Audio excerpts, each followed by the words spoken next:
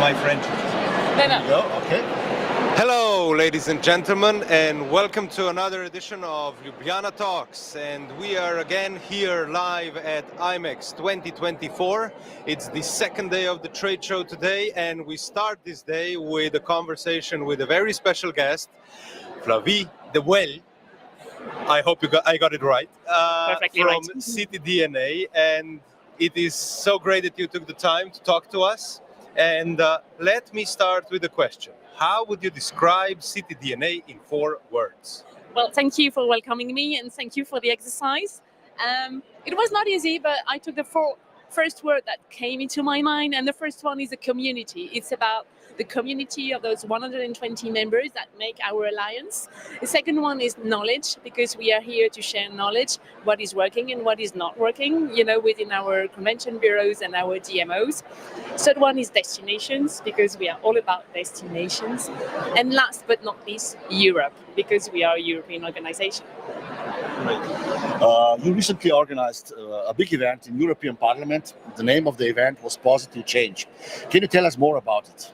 Yeah, this EU dialogue, as we call it, was organized a month ago, and one of our members, the Visit Brussels Convention Bureau, knocked on our door and said, "Guys, we need you, because Belgium is leading the EU presidency for these 6 months, and we have the opportunity to do an event about tourism, but we want to focus on the meeting industry because we feel it's lacking of recognition, and not only recognition but also support from the EU. So let's join forces. Let's organize this event, this full day, with all the different topics that affect our industry, and let's have one EU representative per session to initiate this dialogue or to continue. And so this is what we did, and I have to say it exceeded our expectations. Also in the attention we could get from the EU, and also in the number of participants. So it's just the beginning, and now we are working on a list of, let's say, recommendation takeaways, what we want to continue our dialogue with the European Union. It was perfect timing before the election and so on. But let me ask you something which is not actually always clear. Are we part of tourism, or I heard that you talked about it, or are we part of economy or part of creative industries? What would you say? I think this question is lasting for at least 10, 20 years. But I would say, of course, meeting industry again, this is another discussion. Should we call ourselves the meeting industry? Should we call ourselves the business event sector? And we really realized during that event how fragmented our industry is. So that's one thing. So we need to speak with one voice, who we are and then what we do. Are we part of tourism? Yes and no. We use the services, the facilities of tourism, but we are a little bit different. So I think we should also put ourselves in the shoes of the EU, like for a few minutes, and say, okay, can we maybe use the existing tools of the EU and improve them in a way that the meeting industry, the business event sector, whatever we call it, is recognized. For example, the EU, they have made some efforts. They have produced this tourism transition pathway. I know it's called tourism, but why don't we take that existing document, and that was one of the conversations we had during the event, why don't we take that and suggest some improvements and really widen the scope of this document that is highlighting 70 different actions? Why don't we add 2, 3 from our sector? And then there is also one other project that is initiated from the European Union, is the Be Future project, which is the first meeting industry project where we are involved. So I think we should use both, and both are linked. The Be Future one is also based on the tourism transition pathway. So our opinion, our idea is to take what is existing already and improve it. Sounds logical. Sounds logical. So, the City DNA has been renamed into City DNA. Before it was European Cities Marketing. Sure. So the core, in a way, is European. It still has that core, and if we repeated this a couple of times lately, you know, if America innovates and China copies, then Europe regulates. So, in a way, finding a mutual taxonomy on a European level and finding the positions on how to talk to politicians of the largest united market in the world, I believe the City DNA has a unique position to be leading this conversation. And I think this is exactly what you are saying. My question would be, what do you expect, or how do you expect to unite and bring together all these different opinionated members within the association to stand behind the same story? That's a very good question and very ambitious task. And I think, I was surprised how this conversation that was started at the EU dialogue still resonates here at IMEX. And I have spoken to a few journalists who told me, and I was not aware of that, saying thank you for starting this discussion with the EU, because before there was almost nothing, let's say. The business event sector has been active, but not the meeting industry as such. So they said thank you for that, and I did not realize, how this was not explored until now. And I'm also positively surprised how this is resonating, through different conversations. At our CVB cafe, we had at ICA, different global advocacy session as well. And I have some meetings with other journalists later on today. So I think the more we talk about it, the more we will, get this willingness to speak into one common language. I mean, that's the thing. And it has to be spread out, all over the world, basically. And I had the opportunity yesterday to discuss with Destination International, and we were also, echoing this conversation. So I think maintaining contact with each other, talking about it, is key. This is such an important message. I mean, after all, we are working, let's say, in the meetings industry, and we need to meet and we need to talk. And DI, Destinations International, coming from the US, they have a different perspective a lot of times of our industry. How would you define this core idea of City DNA that you think we should be pushing forward? I think, our core purpose, our core raison d'être, if I say, is really, make our cities better places to live. We want to also keep that our community strong. And this is our core raison d'être. We are also truly Europeans. So this is what makes us different from any other association. It's true that we are the tiny European ones, and I'm happy to discuss with more global ones. But that's how it is. And now, our whole European DNA is, making most of sense now. And I think we are more and more relevant, to take on this role, not alone, because you cannot act alone, but together with our friends, from the industry. And also one other association that is key in the landscape is the Joint Meeting Industry Council.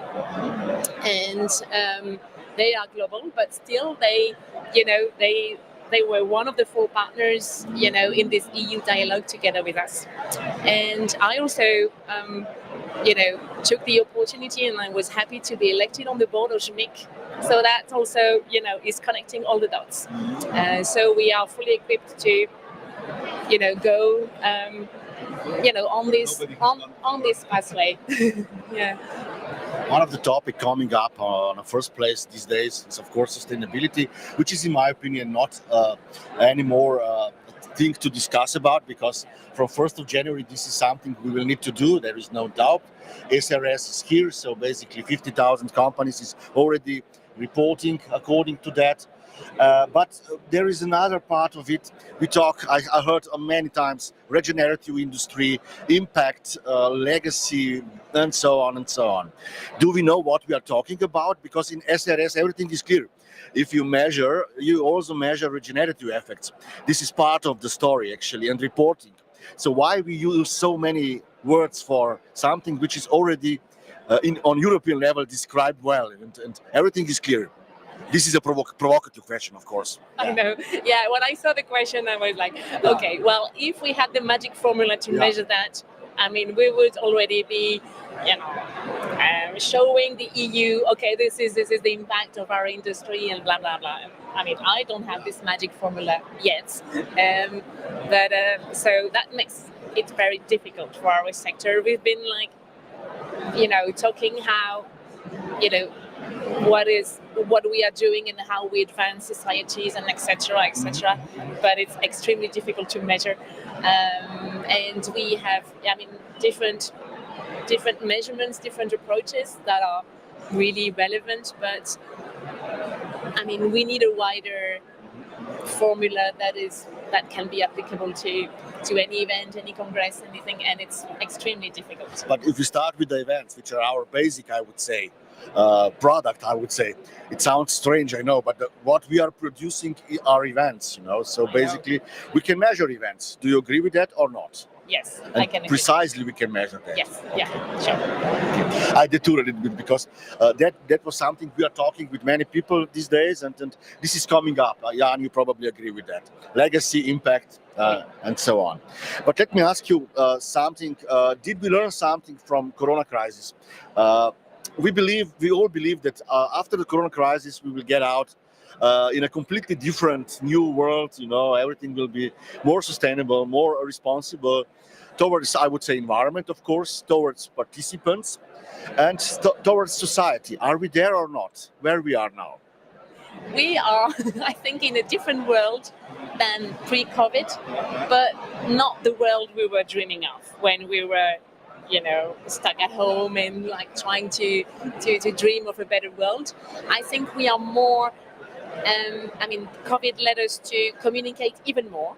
I could see the change, managing our alliance with 3 board meetings per year. Now we went into 10, but more regular, more, structured in a different way. So we have, I think, improved a lot. We have worked on our efficiency. I think also the personal connection, and we could feel that in our community, got stronger, because in those difficult times we said, okay, this is more and more obvious to work together, to rely on each other. So I would say the personal connection in our community got stronger. At the same time, people are more selective in a way, choosing and picking what is more of interest to them. So, being relevant is the core of our daily job. Okay, how can we remain on the top, for our members?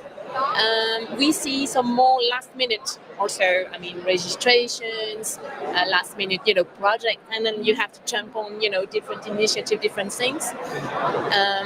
So we see that. So that is forcing us to be more agile, even more than ever.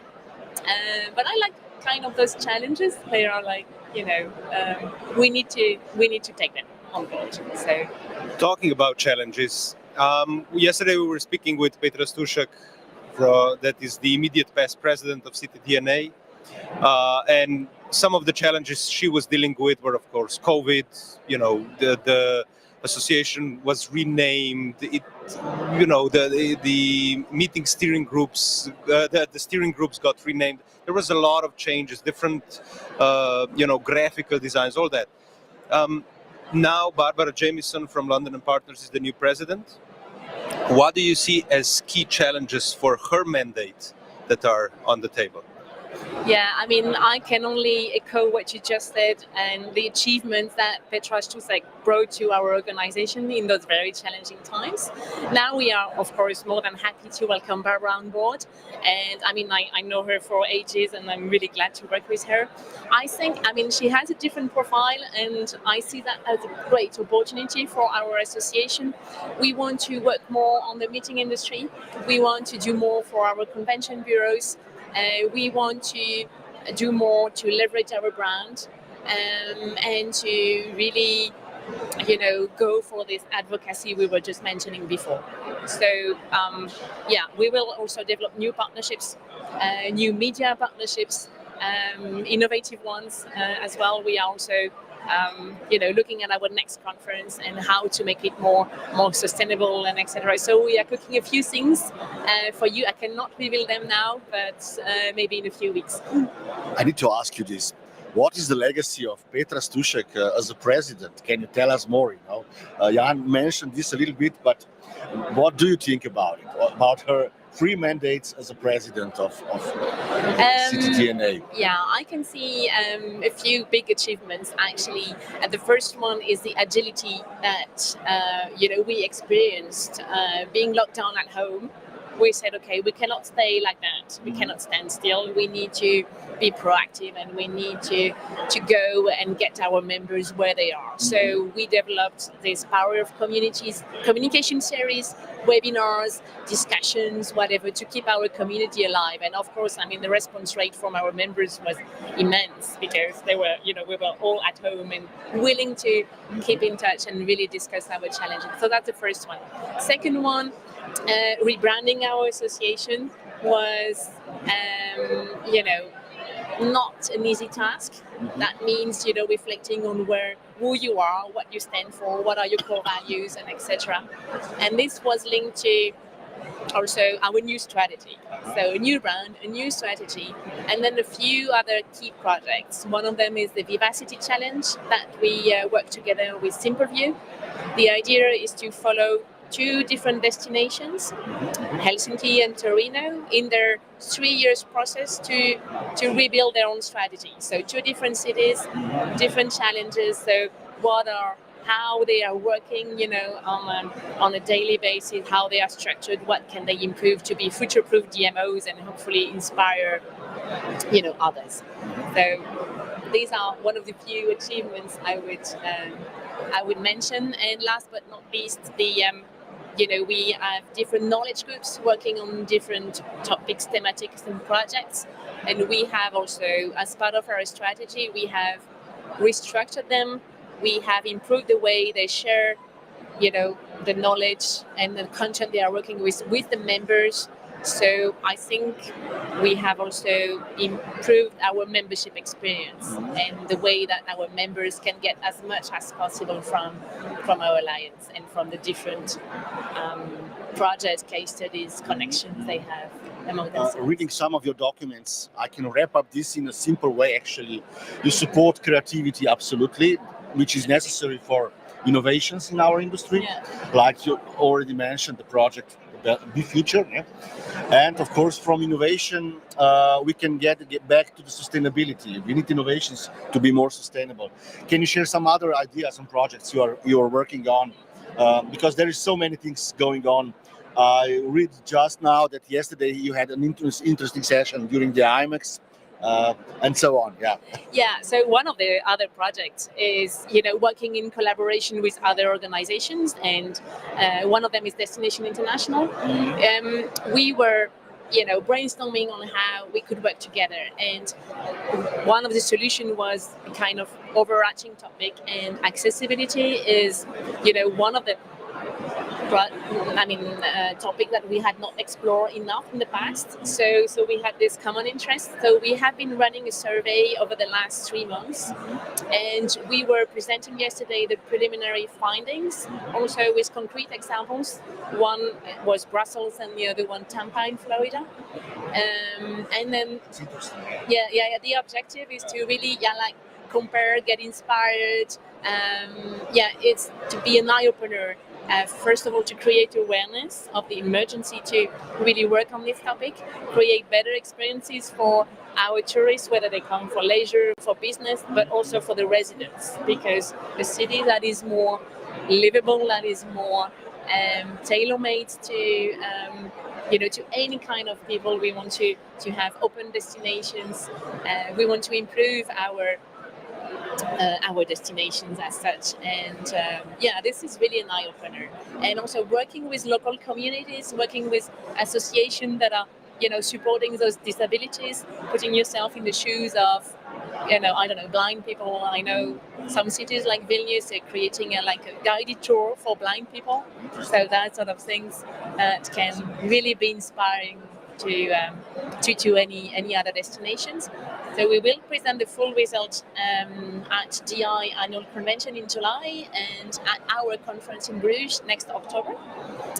And the survey is still on. So if you want to contribute, if you are a destination and if you want to contribute, go to our website. There is a link, and you still have a month or so to put your experience, whether you're doing good or not. I mean, we don't care. I mean, we want to measure. There you go. There you go. That's very important. Yeah, we want to take a picture of what is the situation now, and what is very interesting is that 36% of the DMOs have a sustainability strategy, but another 30% are planning to have one. So we could easily double in a few years the number of accessibility strategies within our destinations, which is fabulous. Yeah.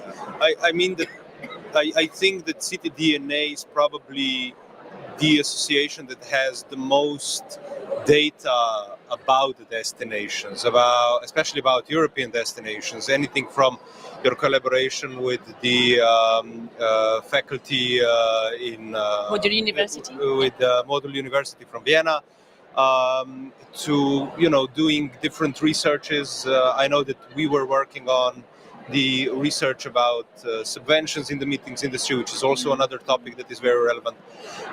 Now, the office of City DNA, I think that similar to what we're trying to do in Ljubljana is with a small team, we're trying to do big things. And I think you're doing an amazing job with your team.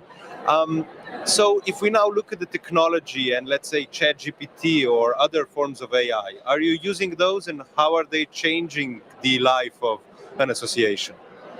Yeah, you're right. I mean, being a small team forces us to prioritize as much as possible, and every here every meeting counts, so we prioritize and we of course sometimes we need to say no, but that's it. ChatGPT, I think we were very curious from the beginning to explore that and say, okay, what does that mean for us? Of course, it's of good help to analyze reports, to make some summaries when we don't have time to go in depth, or when we need to grab the main substance of something. So we use that. Social media as well is one of the ways that we use it. And articles, I mean, you have to be careful because that is one of the discussions I had with Petra. She said, that article, I could feel it was not your usual tone. So I think we need to be careful that we still maintain our core message, and that all those articles made by ChatGPT tend to be the same kind of. So we are not using that much for that purpose. We have to be careful not to automatize too much and keep our human touch. We would love to find some, tools to automatize a few administrative, procedures, and to be quicker on that. We have not found the miracle yet, but I mean, ChatGPT is of great support to, for us, take the main substance of some trends or things like that. So if I ask you high tech or high touch, what would you answer to me? A simple question, I would say. As long as it is efficient, high tech. Otherwise, high tech. Yeah. One more question. You also see the difference between Europe. Are we still number one in meetings industry in the world? I mean, continentally. Are we better than organizers in the States, or is this just our idea Eurocentric view, actually, that we are the number one in this industry. Well, I have to say I share this Eurocentric view. Then, talking with our friends from the US, I can see from that mirror how well we can be in some aspects, and of course, some other they are more advanced than us, like EDI and that kind of stuff. We are more advanced in sustainability, and generally speaking. But I would say we are doing good, and we must maintain this, market share as much as possible. And this is also the core, the main line between all our conversations with the EU and etc. Because we need to maintain our sector, but in the end, it's also the European competitiveness that we need to maintain. This is one of the sectors where we are competitive, definitely, and we are not losing. I would say the form and the pace, actually. So well, we are coming closely. Shortly to the end of our discussion. If you want to say anything or add anything to our viewers, feel free. But usually we finish with short questions, really short ones. Okay. My first is actually walking or cycling. Walking. Okay. Can you explain more about it? Yeah, I'm a big fan of walking and hiking as much as I can. I also, in my spare time, did for a few years, this road to Santiago de Compostela. So, 1 year we do 200 kilometers, the other year we do 300, and step by step we go there. With the family. So I'm a big fan of walking and hiking. You answered mine because I wanted to say mountains or the sea, but both. I was born in a place where you have mountain and sea. It's very south of France, close to the Spanish border. So I need both. But let me say, fire or ice? Fire. And of course, my last one is not such question, but can you name one of the concerts you want to attend and it's on your bucket list? Too many. But I thought, okay, let's think a bit outside of the box.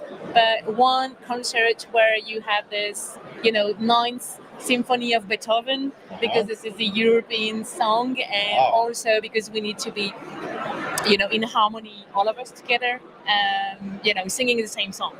So. Super, amazing. Thanks for being our guest. Stay tuned. We are coming back at 11 o'clock with another guest, and power to the meetings, as we say. Thank you so much.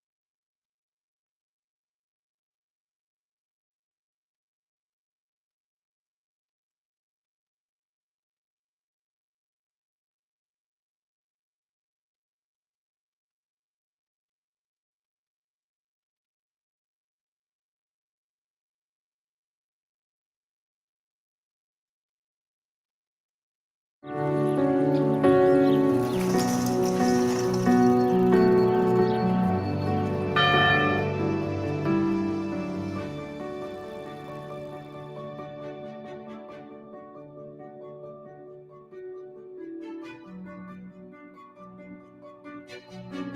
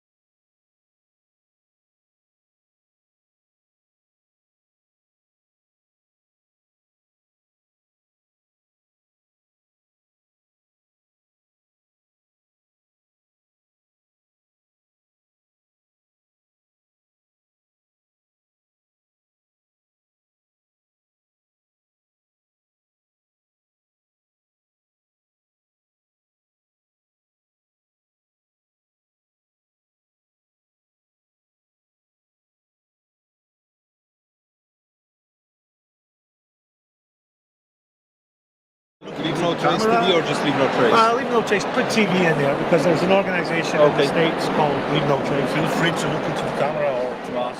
Yeah, all right, I'll talk to you guys. Hello, everybody. Sorry. Hello, everybody, and welcome back to Ljubljana Talks live here at IMEX 2024. As we have an amazing program running this days here live on the trade show, and with us we have Richard Crawford from Leave No Trace TV. Yep. Thank you, Richard, for taking your time. It's a pleasure. I'm happy to be here. It's brilliant to have you. We kind of started the conversation off the camera, and I think we can just pick it up from where we are. With Gorazd, we are always excited to have new guests with different views of things.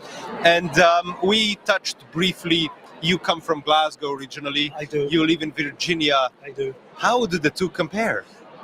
Very, very different places. United States is obviously a place of opportunity and wealth and opulence that they obviously have their own issues, but in general, there's an opportunity there to really get ahead in life. The town that I grew up in, Glasgow, Paisley, that part of Scotland, the central belt of Scotland, is a very working class area of Scotland, and with that comes working class problems. I think we referenced earlier that the movie Trainspotting, right, in Edinburgh, very, very similar, but it does give you an appreciation. What it did was give me an appreciation for what it looks like to not have material things or, amazing experiences, and then move to a place in the United States which offered me everything. And I was a young man when I moved there. I was only 21. So it was quite eye-opening, and it's the best thing I ever did. In a way, listening to what you just said, it reminds me of what Billy Connolly said in his autobiography. Yeah. How do you relate to him in this regard? First of all, he's my hero. Billy Connolly is my hero. I can relate to him because, especially his early comedy, because his early comedy was about the Glasgow people and how they laugh at themselves. You know, how Scots are really good at that, at making fun of themselves. So yeah, he's my hero, absolute hero. Richard, is America still a land of opportunities? It has its issues like everywhere else. What I've always said about America is, if you're willing to work hard, then the opportunity's there. Doesn't mean that it happens automatically, but at least it's there. And I have friends that have worked hard all their life in Scotland that will never get to the place they could have got if they'd come to the United States and applied the same work ethic. Yeah. You work with so many luxury brands, but what is your personal definition of luxury? Luxury for me is definitely experiential. So it's not possessive, it's not material. Something that is comfort, indulgence, pleasure, but with a focus on sustainability, because that is my passion. So for me, anything where I can have an immersive experience in culture or in some kind of environment that focuses on sustainability, to me is luxury. And anything that makes the planet a better place while you enjoy yourself is luxury. It's a very interesting conversation, I think, to have talking about luxury, because it's, in a way we start talking about high-end FIT, which is another side of the coin for the meetings industry. You know, it complements one with the other in many ways. You know, a big buzzword in the industry is pleasure, and we've not talked about pleasure much at this trade show, for example. How do you see actually business and leisure come together? That's a difficult question, because for some people, their business is their pleasure. I think some people couldn't stay in their job or couldn't stay in the business that they own if they didn't get some kind of pleasure out of it. Now, on the opposite end of that coin, there are people who are at work who hate their life every single day. So I think it's about finding that balance. I've always said, and of course, the older you get, the less you care. That's putting it nicely, right? You don't give a, I've always said, if you're not happy, change it. Change your situation if you're not happy, because ultimately at the end of the day, you're going to look back and say, I should have, could have, would have. Talking about finding balance and talking about, changing things and trying things to change them for the better. We recently saw that Venice implemented the €5 tax. Do you think that's the right step? Do you think it will bring back the Venice we all see on the screen, but we haven't experienced except for the time of COVID? It's the right step. It's not big enough. So the €5 fee will not, it won't put out the Instagrammers, like, who only go there to the square to take a picture, and there's millions of them. It's not even just thousands, there's millions of people who go to a place just to get the Instagram photo. So yes, it's the right step. No, it's not enough, but at least there's a conversation and they're trying. It breaks my heart to see images of over-tourism, is what we're talking about here, in cities like Venice, cities like Paris. But in my presentation, I actually, when I was building the presentation, I was looking for an image that represented over-tourism. And I looked at Venice and I looked at beaches that were crowded in Southeast Asia. But the one that hit home the most was a picture that was released, I think last year or the year before. It was the peak of Mount Everest. And there was a line of people waiting to get in the death zone, where your body's literally dying on you. The most difficult, dangerous, and time-consuming place to get to in the world, and they have over-tourism. So that was a long answer. No, it's not enough, and yes, it's the right direction. I watched some of your episodes. It looks like you have fun. I have a lot of fun. It looks like a hobby, actually. Yeah. So your job is actually really, I would say, fun and hobby. Yeah. But on the other side, it's also quite demanding. But how did you came to this idea, actually? What is the story behind? Yeah, I mean, we could talk all day about this, so I'll give you the short version. My original position, I was the ambassador for Glenlivet Scotch whiskey, right? So my job was great back then. I represented a luxurious lifestyle through Glenlivet and the Scotch whiskey. I taught people how to drink it, taste it, the history of Scotland, all of that stuff. And I eventually started to represent more of a lifestyle. Instead of just one brand, I'd represent the whiskey, the clothes, the shoes, the watch, and then places that I'd visit.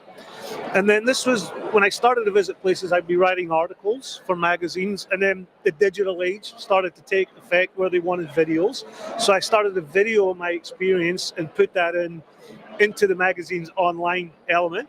And then I met a gentleman who's my production partner out of Sydney, Ben Alcott, and we said, let's make a television show about luxurious destinations. It was called initially Out of the Ordinary, and nothing to do with sustainability.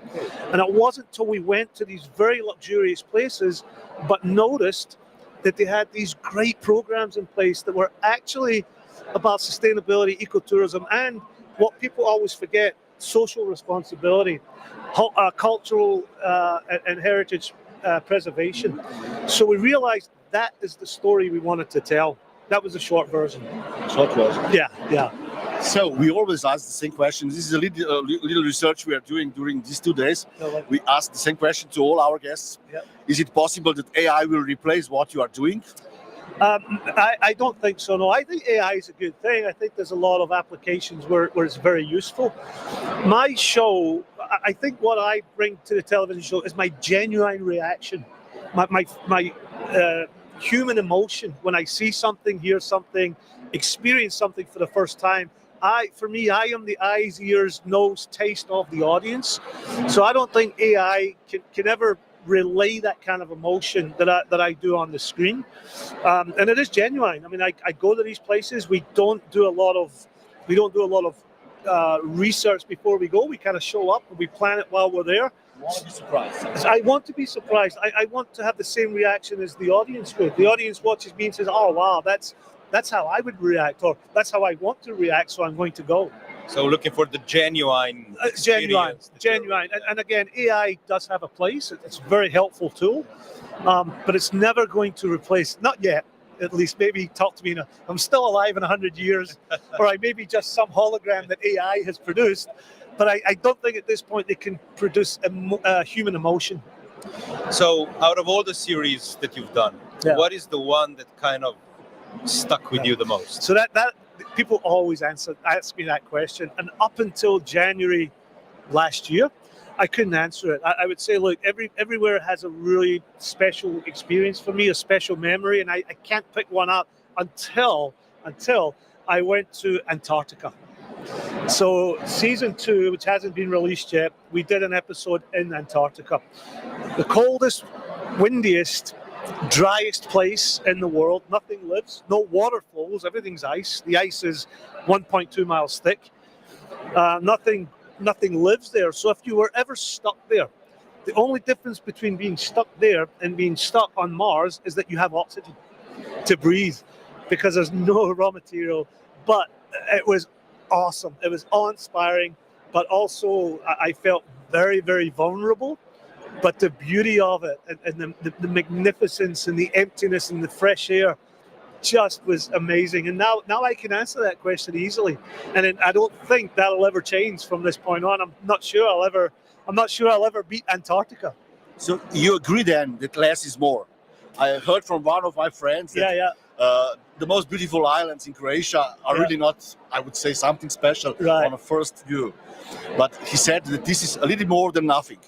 Do you agree with that explanation? I would, especially in the Antarctica case. There is very little there, and yet it's so stunningly beautiful. Amazing. Yeah. I mean, I'll be a little bit provocative here, because we know that going to one of the few places that humans have not completely messed up is, and I will try to repeat the words in one of the series of John Oliver's talk show. Oh, love him. Is like, go everywhere but to the two extremities, right? To the two extremes of our planet, because just leave it there as it is. Right, okay. But I understand what you're saying, and I think something that is resonating with me, what you said, is the element of this emptiness, the void. And perhaps is there a connection between how you perceive time in such a space that it creates this sense of luxury? I think there it's a sense of being going there and getting a luxurious experience is the sense that I'm 0.0001% of the population that's ever lived that has set foot in Antarctica. And you're right, we don't ever want to get Antarctica to the point where there's over-tourism, ever.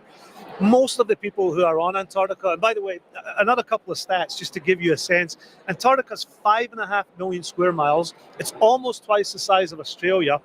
And yet, in the height of summer, which is, when the sun stays in the sky 24 hours a day, there are only 5,000 people inhabit Antarctica, and it's all research. And a few tourists. Where we went to, they only do 120 tourists per season. That's per year. And in the winter, there's only 1,000 people in that huge mass. Many scientists. All scientists. But I think it's important, because I think it's important for a few people to go there and come back with the very important message of, don't screw this up.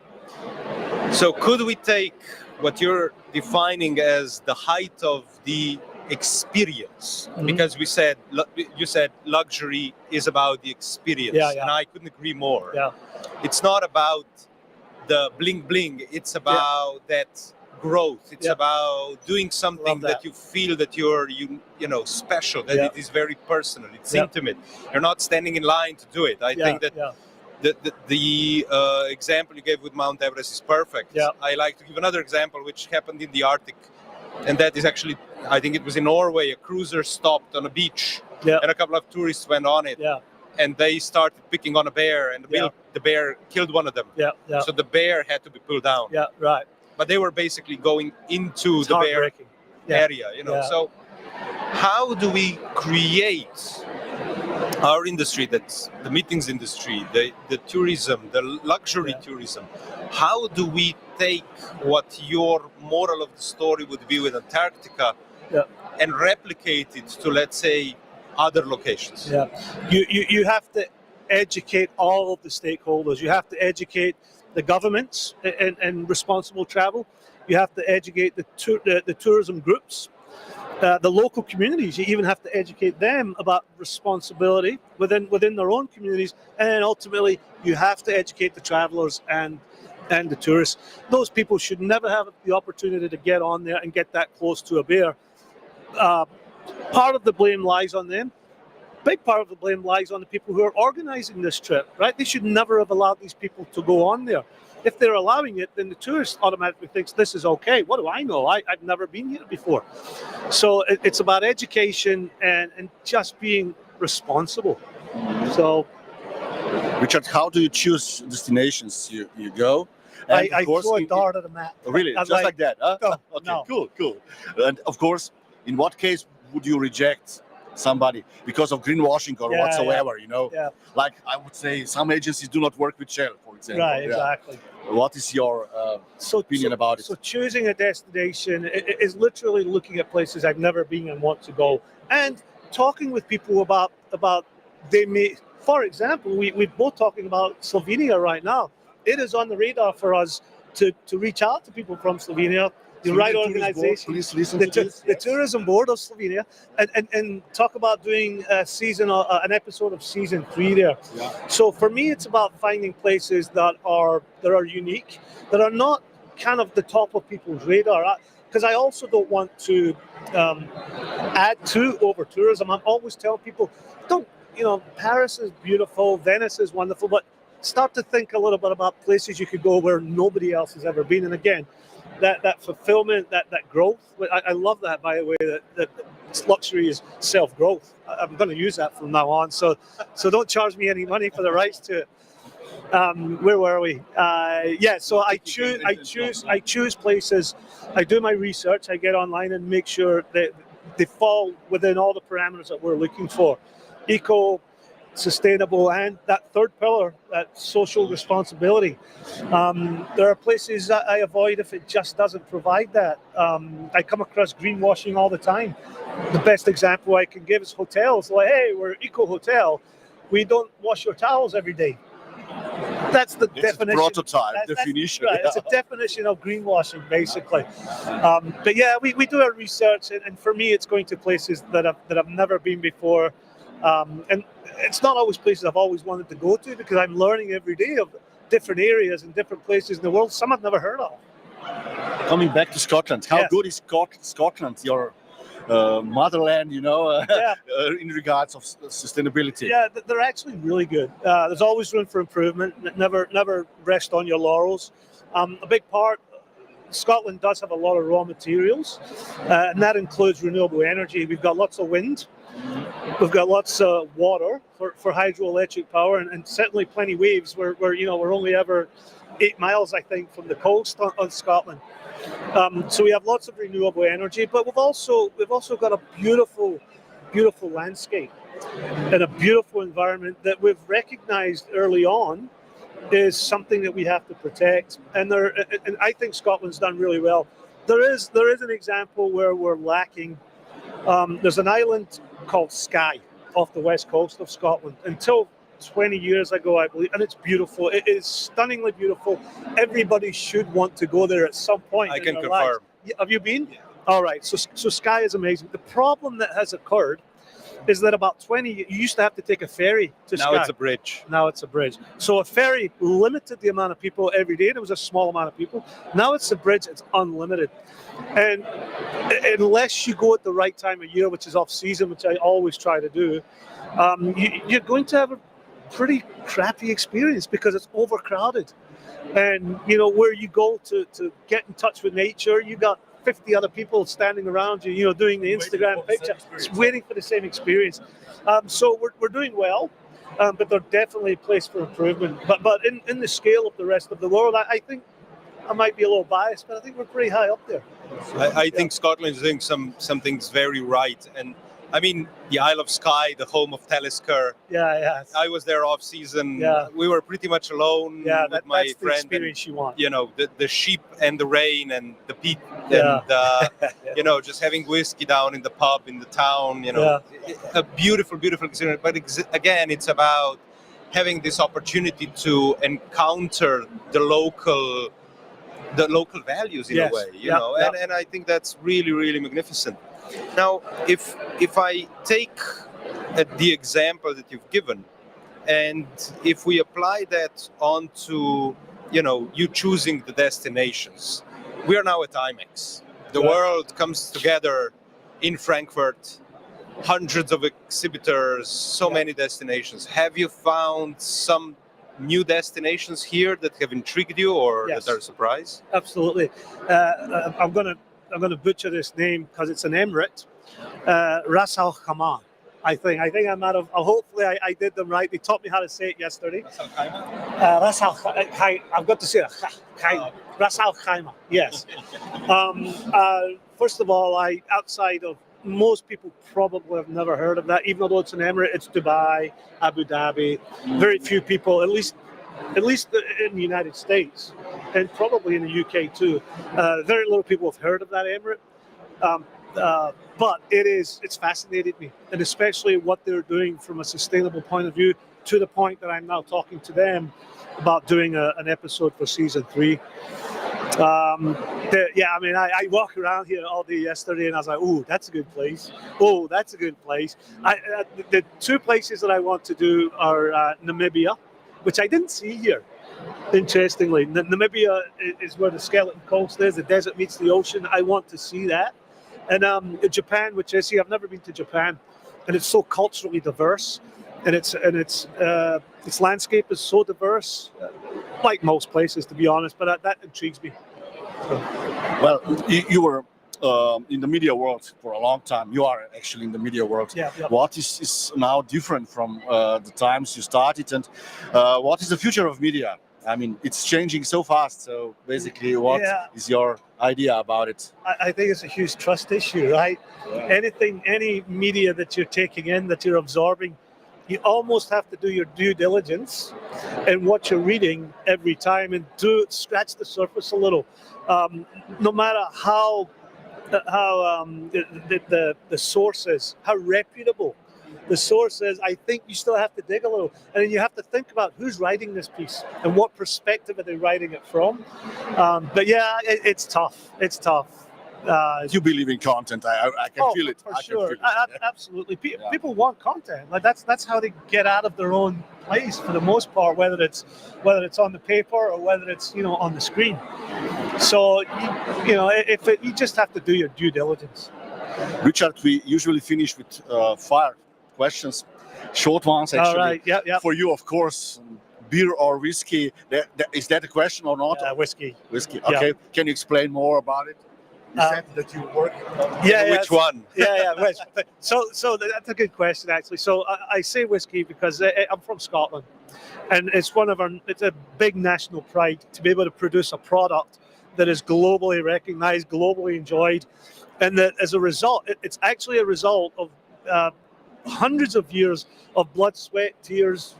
We killed a few Englishmen along the way, but it's a product of Scotland, of the people of Scotland. It's not just Scotland, the environment, but the people and the environment. As far as which, that is very, very sustainable. Yes, and it's a very sustainable industry because it's important for us to protect one of the raw materials that goes into it, and that's water. You don't protect that, you're not getting good whiskey. So as far as which brand do I prefer, whichever one is in my hand. Wow. Would you?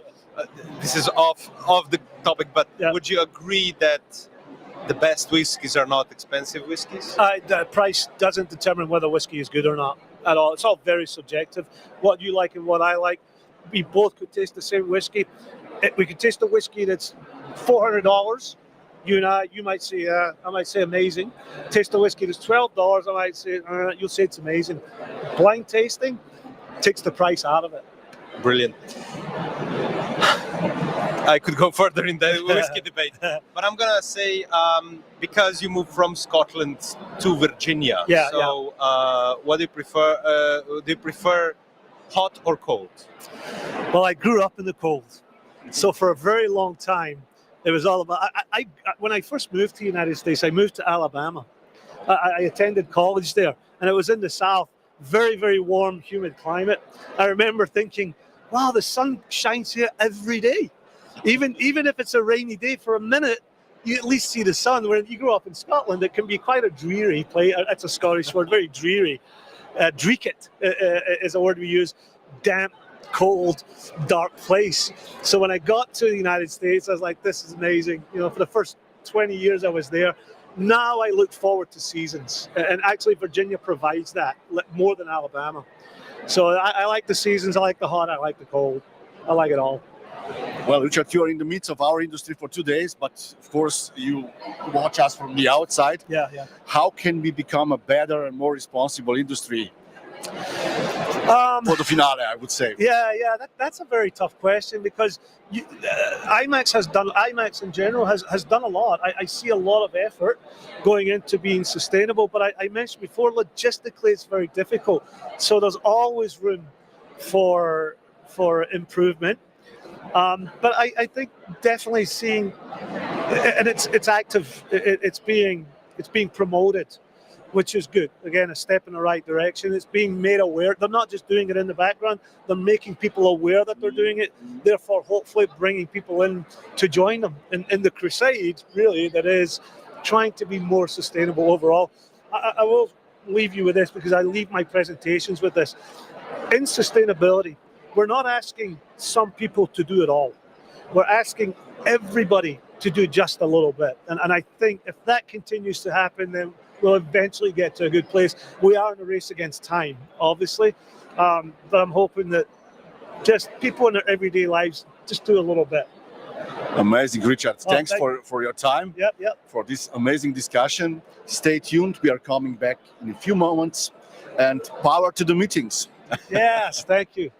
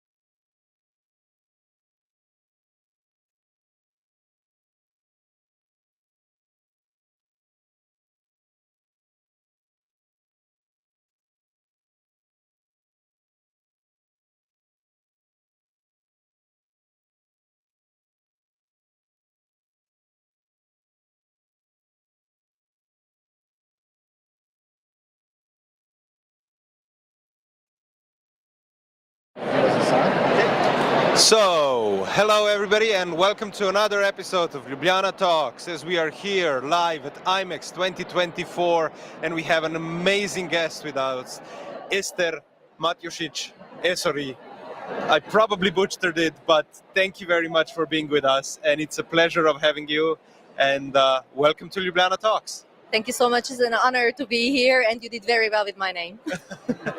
Well, we had a Zoom call, and at the Zoom call we opened a lot of topics, and I think some of the things that kind of popped up is you are doing some amazing things with Siemens, and it's such a interesting thing because in your signature there is the health and years there. Can you tell us more about that? Absolutely. So Siemens Healthineers is a leading medtech company.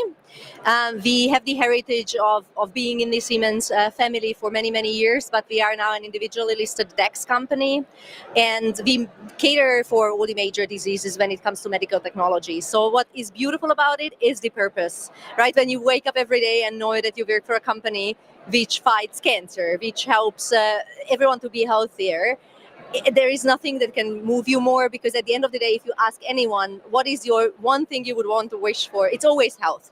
So that's a very easily relatable topic, and therefore everything we do in our own team as well to contribute to that is very rewarding.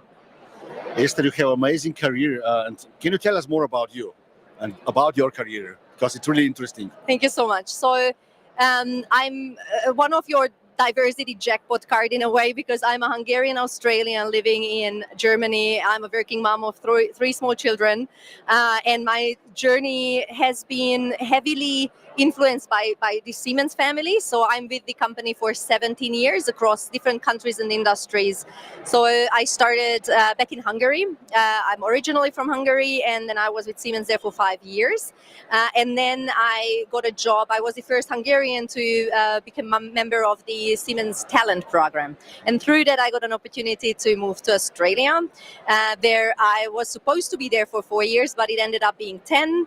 I became a citizen, and I moved from a communications manager up to head of Marcom for Siemens AG, and then head of communications for Siemens Energy. And after 10 years, then I moved back to Europe to head up the global events team at Siemens Healthineers this time. I read an interesting statement of yours. I need to read it now. At events, something magical happens. Hours, days, weeks, months of hard work to prepare for these occasions finally pay off. Can you elaborate this? Yes, thank you. So there is so much going on to prepare an event, and normally the peak of it is when it's actually happening. If you look at IMEX, there is 3-4 days of really intense connection, but there is so much going into it, and often the people preparing it are not necessarily visible. That's also a really interesting shift, actually, that we just discussed. That before, if you look back maybe 10 years ago, even 5 years ago, a good event manager was invisible, right? Then everything flows. You don't see us buzzing around, right? Like you do the magic, but you're just behind.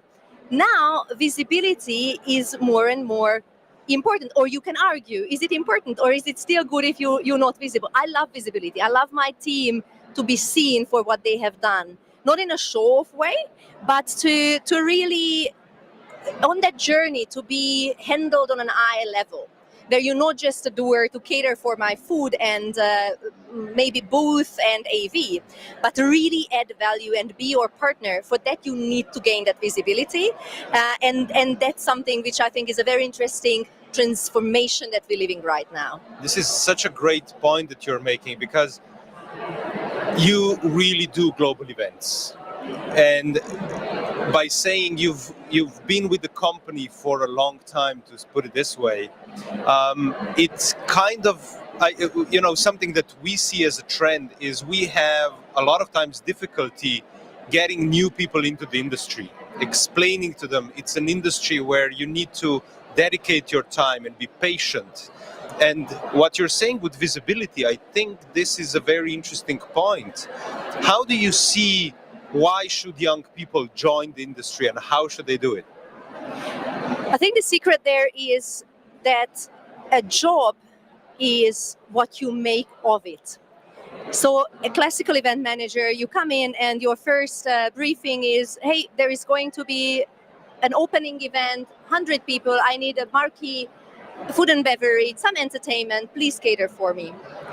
You can respond 2 ways. You say, sure, okay, a couple of follow-up questions, vegan food, what do you want? Or you say, all right, but what are we opening? What's the interesting point in it? And then start to analyze and say, well, if this is all about, let's say, a new medical technology solution, did you think of potentially bring in more press or have a social media coverage for which you need a draw card? So the moment you start to brainstorm on how you can add value, the conversation shifts, you being taken more seriously, then you get that visibility, you will be a partner. So you can almost decide if you're just gonna be a delivery person or will you be a conceptual strategic partner, and that gives you amazing opportunity to grow, to get into new areas. Because yes, if you simply do the logistics, after let's say 3 to 5 years, you did the same events all over again. Some of them are super big and challenging, so that keeps you busy for a while, but you eventually will get tired of it. So I think one thing is for you as a person to grow, to constantly scan your business, know your business. I don't see, and that's a criticism on this new generation, I employ a lot of new people. In the interviews, it's for me shocking. People come unprepared. So when I say, what do you know about our company? What do you know about our team? They have no idea. Then in my generation, when we were applying, it was so much harder to gain information, but you did that extra thing. You went, isn't it? You went to the reception, you looked up the brochure, you showed up earlier so you can really... Tons of brochures, yeah. Yes, but really. And now it would take people 3 minutes. It's a desktop research. It's in your phone. Just make that effort. But if you have that attitude and you have that same attitude with the business, I look up even today, every new person I meet in the business, I look up their LinkedIn and I always hint that I know who you are, I know your background. Immediately, they have a different respect. So I think for the new generation to understand that there is no limit. You can grow wherever. That's one thing. The other thing is for corporate event heads to challenge how much are we willing to be boxed in. I love to go into content and see, because often you say, well, we just the events team, we shouldn't. There is no such thing. You the best events team if you understand the content, the context, and you can consult, but for that you need to invest in your people. First thing also, buyer journey, marketing terms, understand your channel. You are the most important marketing channel. All these things, if you put that in context and you can convey that, and everyone understands beyond the industry that events is not a segmented, limited area of the corporate org chart, then I think all those amazing opportunities become more obvious and then it makes it more attractive. Eszter, if you look around, let's start that we are meeting in industry which is more about logistics than other things. But what is your vision for the future? What do you need from your side? Should we become more creative as a creative industry? Should we become better in marketing, so part of the marketing industry? Or should we become something else? What is your idea? Because obviously the logistics will be replaced by AI at the end of the day. It will be. And to be honest, I hope it will be. And why I'm saying this is that on the other hand, that's the natural thing what we're hoping for. Like anything that's repetitive and easy should be taken over by AI. It scares me a little bit that right now the trend is that we rather outsource the value add, the brain work, the communications part, the content. I'm not very comfortable with that. But putting that aside, there are usually more problematic people. Yes. But there I see, so we just restructured our team into 3 key corners, and one is content, the other is consultancy, and the third is digital. That says a lot. It does. Very interesting. It does. And it's also very interesting that I wouldn't have guessed a while back that now we're hiring sometimes from IT, core project managers from IT, because you need to know those tech skills for all the innovations. Yes. So where I see it's going and where I'm hoping that it's going to go is really more content, more business understanding in our, like really the marketing communications landscape, that 360, where you don't stop by saying, all right, I see your agenda, but you say, hey mate, we know that this is not going to work. How can it be more engaging? But also One format could be an interactive infographic. But when you have that, do you think about put that online, gate it, and with that generate leads? So for me, it's not one thing. It's not sales. It's not marketing. It's to understand the big picture, upskill the people that way, and then really move out of our boxes. Another thing, one more, what I would add is general project management. I see that in big corporations, and I talk to a lot of other corporates, that it's really hard. From the business, sometimes you step in as events and you see that it's a mess because they don't have a very, very good project management skills. Events people do. Events management is project management on steroids in a way. So you can really use that skill set and offer it as a service to your businesses as well. And then again, it gains you business proximity, which makes you a better consultant. So that's a trend I see. I think it's on the topic of what we are talking about. I would like to touch upon the healthcare regulation, because you are working with MDs, you do global events, you see how legislation changes from country to country. It is limiting in some places it's more relaxed. How do you see the legislation impacting your events, and how do you see it moving forward?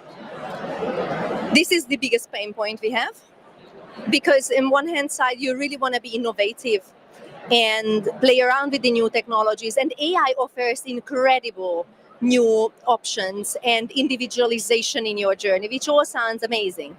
But in reality, implementing these things is for anyone in Europe, because of GDPR, is hard enough.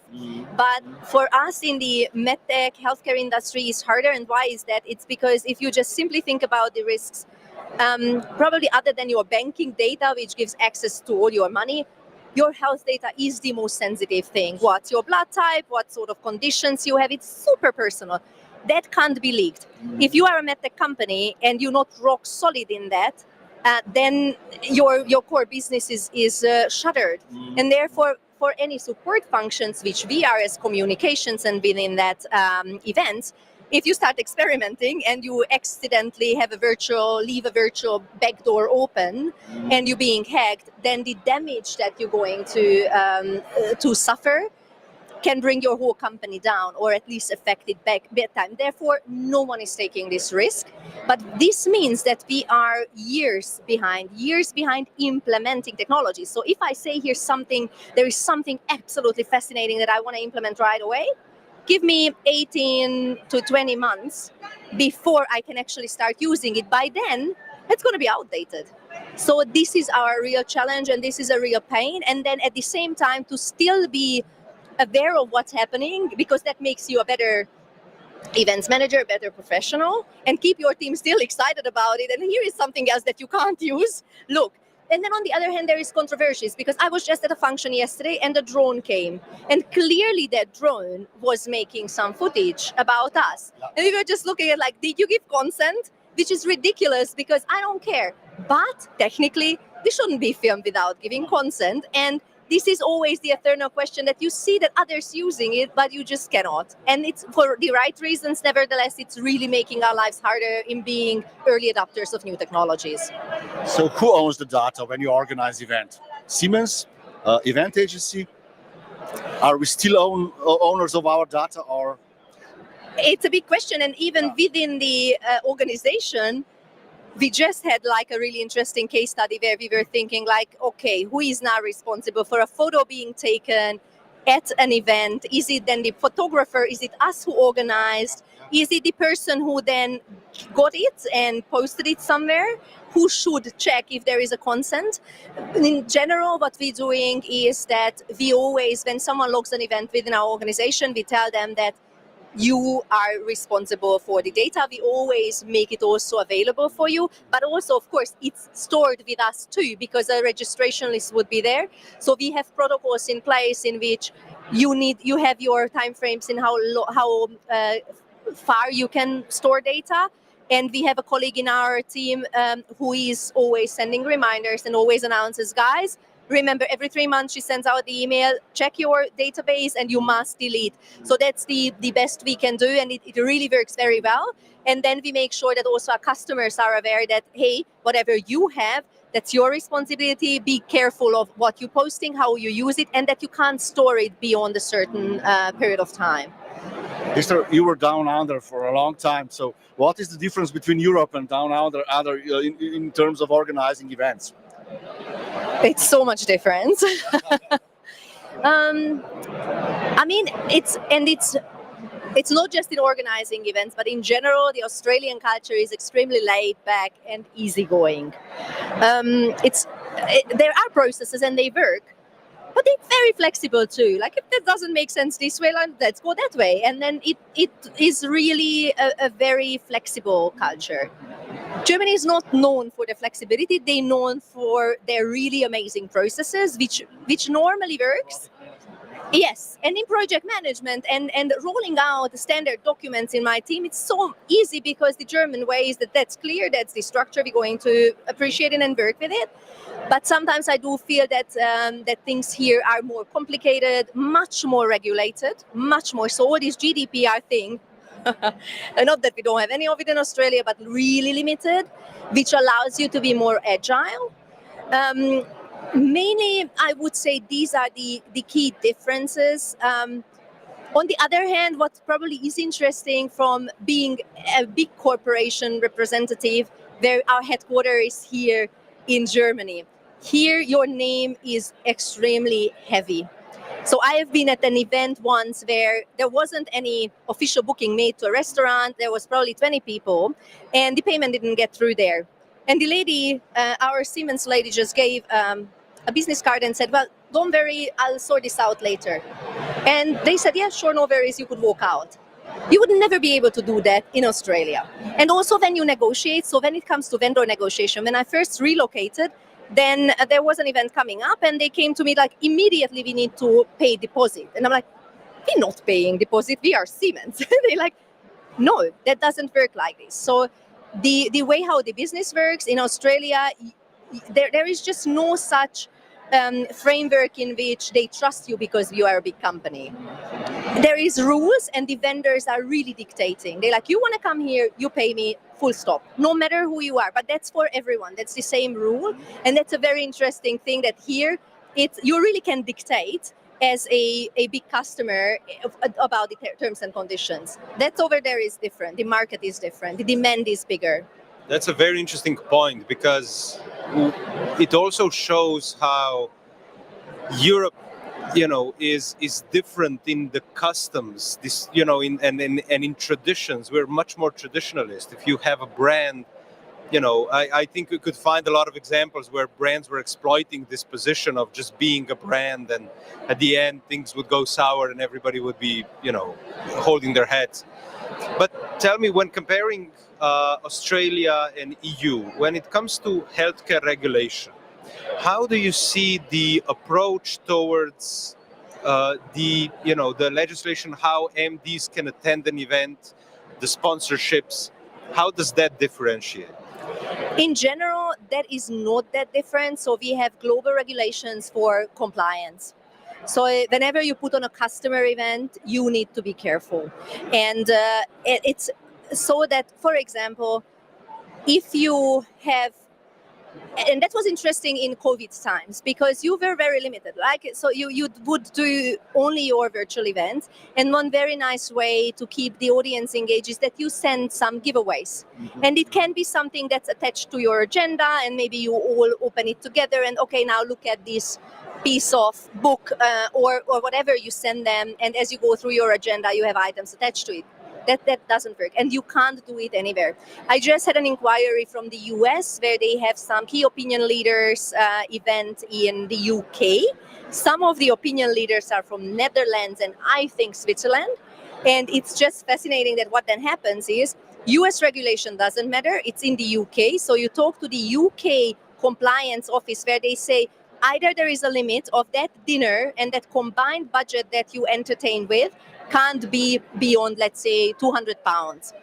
Or they say it must be reasonable and the dinner can't be the key focus. So there needs to be content attached. There needs to be a keynote speech or a presentation because it can't just be a purely entertainment event. It's non-compliant. But then you also have to check with this Swiss and with the Netherlands compliance officer, if different rules apply there, you need to appreciate that as well. And in that sense, it's always in line with the local country regulation, but it's not like, oh, well, we in New Zealand, it's far enough, no one cares. It's very heavily regulated and controlled also. Do you have a person or persons or department that just deals with that? Because yes, it's about where you organize the event, but also where the individual ND is coming from. Yes. That you have to observe. Yes, we have compliance officers in every country, and they also very well connected. So in this sense, I think, again, this very strong process-driven thing, this is a great benefit. That when this came, and you can imagine how many counterparts needed to quickly give input, within 24 hours, it was all together, and all the regulations you could have. It probably even less. The 24 is only because US was involved, so there was the time difference. But very quickly you get this support. So this is taken seriously, and we have the right support function there to give guidance when you need it, which is really helpful.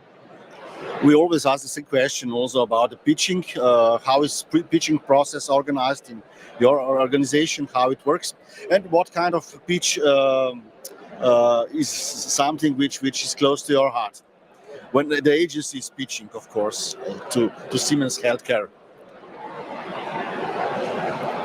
I think the key element there is that they understand where we're coming from. So move away more from this very sales-centric, I'm charming and I will now tell you everything you want to hear. You feel that when it's too salesy. Yeah. And this is a bit hard to tell because it's really individual and very personal. But you love it when someone takes the time to understand you, speaks your language, and then they come with ideas. Another thing is, for me, I love out-of-the-box thinking.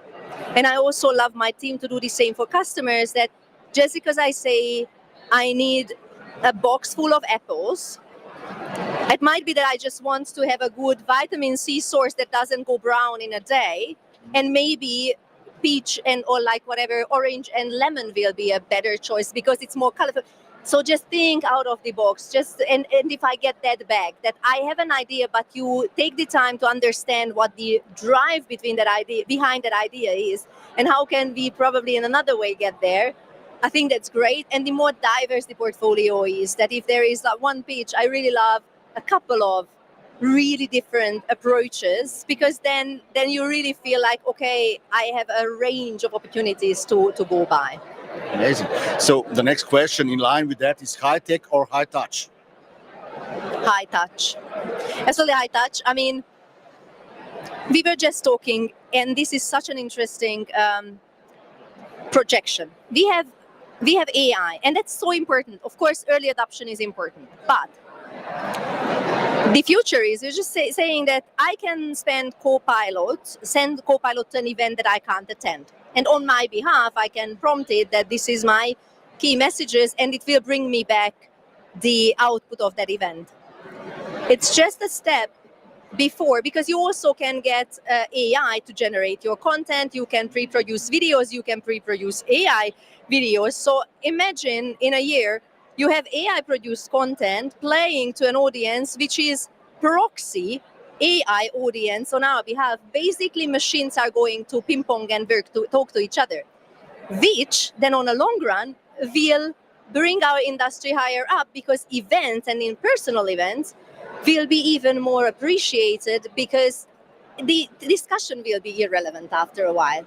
I'm out if anyway, like your robot talks to my robot, doesn't matter, but I see you next.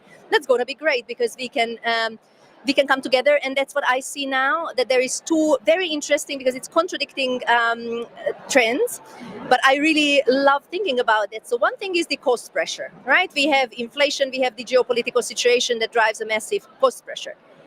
And that makes, in our case at least, we see a lot of global events being reduced or cancelled or redesigned in a way that it needs to be such a bulletproof agenda for people to gain approval to travel.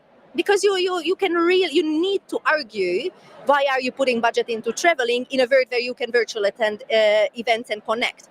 So you, on one hand side, need to deliver an agenda that's very solid. On the other hand, every time I ask people, what's your goal with this event? Number one, networking. I want to allow people, after all these many years of being isolated, disconnected, we want to network. So you really design event experiences differently, because on one hand side it needs to be content heavy, but it needs to have decent breaks, which really leaves you feeling satisfied that I was here and we could talk and we could really have a deep conversation. It's not only a 5 minutes, how are you? Okay, next time we speak. And this, I think, is a very interesting, controversial trend. And we can again come out on top in coming up with new solutions of, well, what formats can there be which are more efficient in exchanges and allows enough interpersonal connections. But that's why I'm saying, for me, it's really, and that if I even interpreted your question right, but this is how I read it immediately, that for me it's that touch, it's like we to come together. Yeah, because together we create content.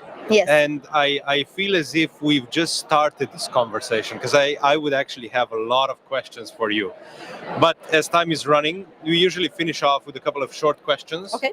So I'm gonna just shoot and say fire or ice. Thank you. What do you prefer? No, yeah, short questions. Yeah. Fire or ice? What is fire? Fire or ice? That's the question.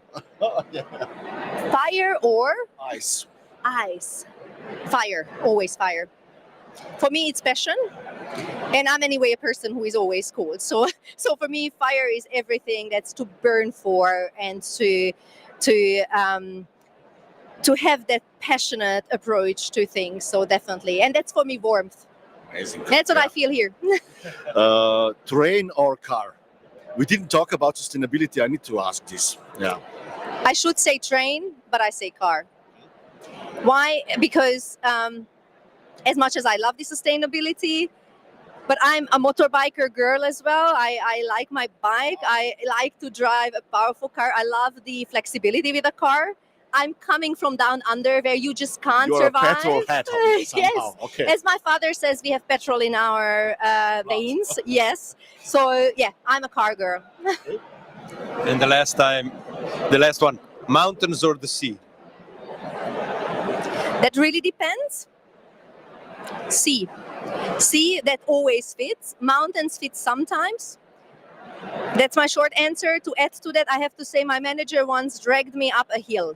It was a really, not just me, he did it it was funny, he did it as a team building, but it was in a very difficult personal situation for me. I just lost both my grandmas, I wasn't in a good headspace, and I didn't realize, I thought it will be a nice walk. Now it was that, like a uphill hike in the crazy hot weather, and he also dictated a really strong rhythm, and it was really hard. So because of my respect for him, and I know as an events person that you wholeheartedly plan something, so of course you need to play along. I would never opt out, but I was really struggling, and I was the last one, and I was not doing well. But you know what it generated?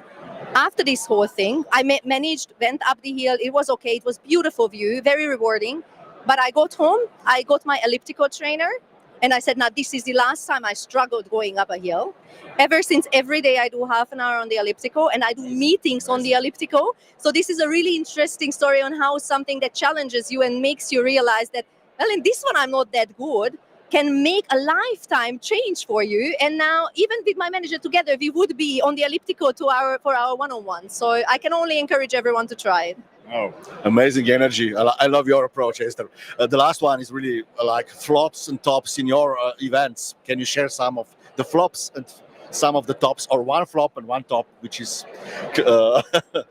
not, which you are allowed to share with the audience? Yes. Yeah. I mean, the top, I would say, at more an Australian event, I would highlight, because it was a showcase of how you can turn things around from exactly what I said, that you get a brief, but you make it into something else. So the brief was, it's an opening for a wind farm in the middle of nowhere. So from Adelaide, which already is not the center of attention in Australia, you needed to drive 3 hours.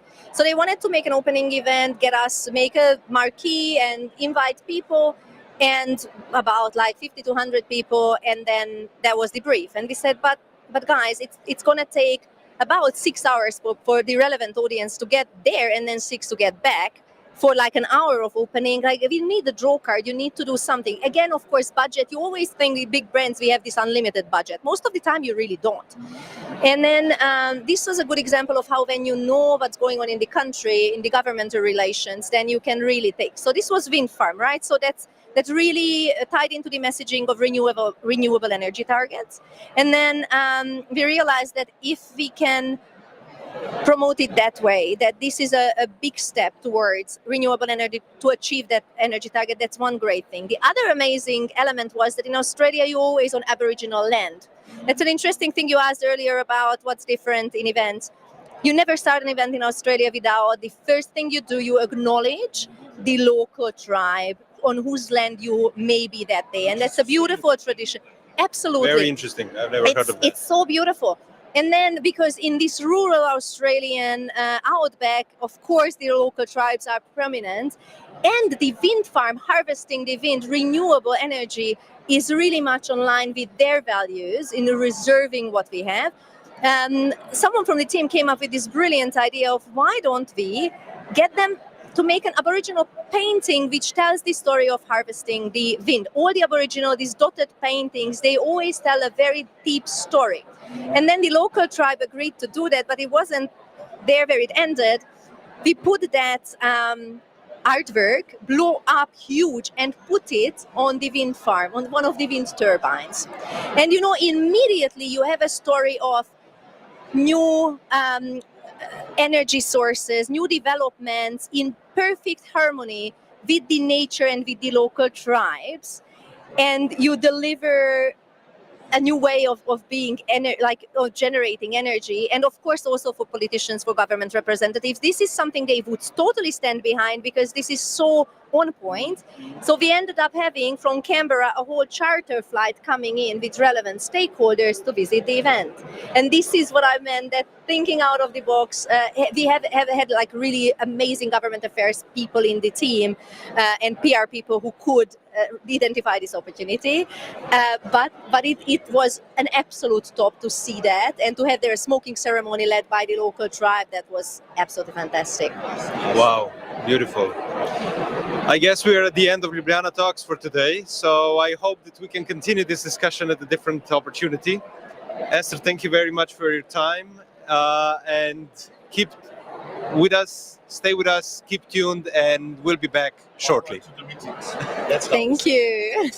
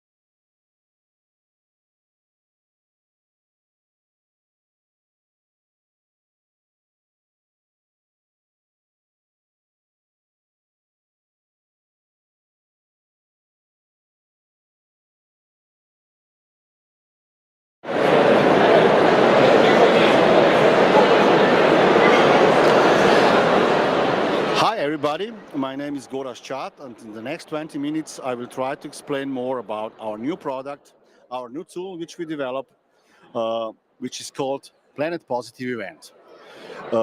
We all know the slogan, think globally, act locally, which was a kind of proverb for climate action. Unfortunately, nowadays we live in a world where the situation is a little bit different. It's more similar to slogan, think locally, act globally, which is close to the climate disaster. That's why, of course, it's necessary that also we, organizers of events, try to change the way how we organize events and, first of all, measure all the impacts we create during the organization of events. But before I start and present our tool to you, I want to explain why this matters to me, why I am believer, and why I believe that also small steps are not enough anymore and that we need to do big steps. First of all, I'm a private company, a family-run business, and of course, I'm thinking a lot about the future of my company, my projects, my children. So future really matters to me, and I'm thinking what kind of legacy we will leave behind us. That's why this is the first reason why why I'm so obsessed with sustainability. The next reason is that I want to be an active citizen because I believe that we can change a lot by ourselves. We can do a lot of things as event organizers, and we need to move from greenwashing to more realistic actions based on science and real measurements. And of course, I believe that non-stop growth is not possible. I'm a big believer in degrowth, because if we are obsessed with growth, we can come to entropy, which at the end leads to something bad. And I believe less is more. These are my 3 reasons why we developed this software and this tool. We started with that already a long time ago, and I will explain this during this presentation. So, 2024, it's really, really important year for everybody working in sustainable, working with sustainable events. The SRS legislation, which came in place in August 2023, is now obligatory for already 50,000 companies in Europe. These are all big banks, insurance companies, IT companies, and so on. But by 2028, almost all European companies will be obliged to report according to SRS standard. We used to say that America innovates, Europe regulates, and China copy.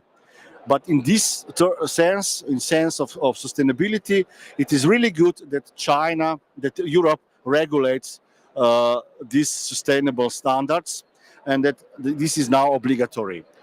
I would like to explain what happened before and what is now in terms of our tool.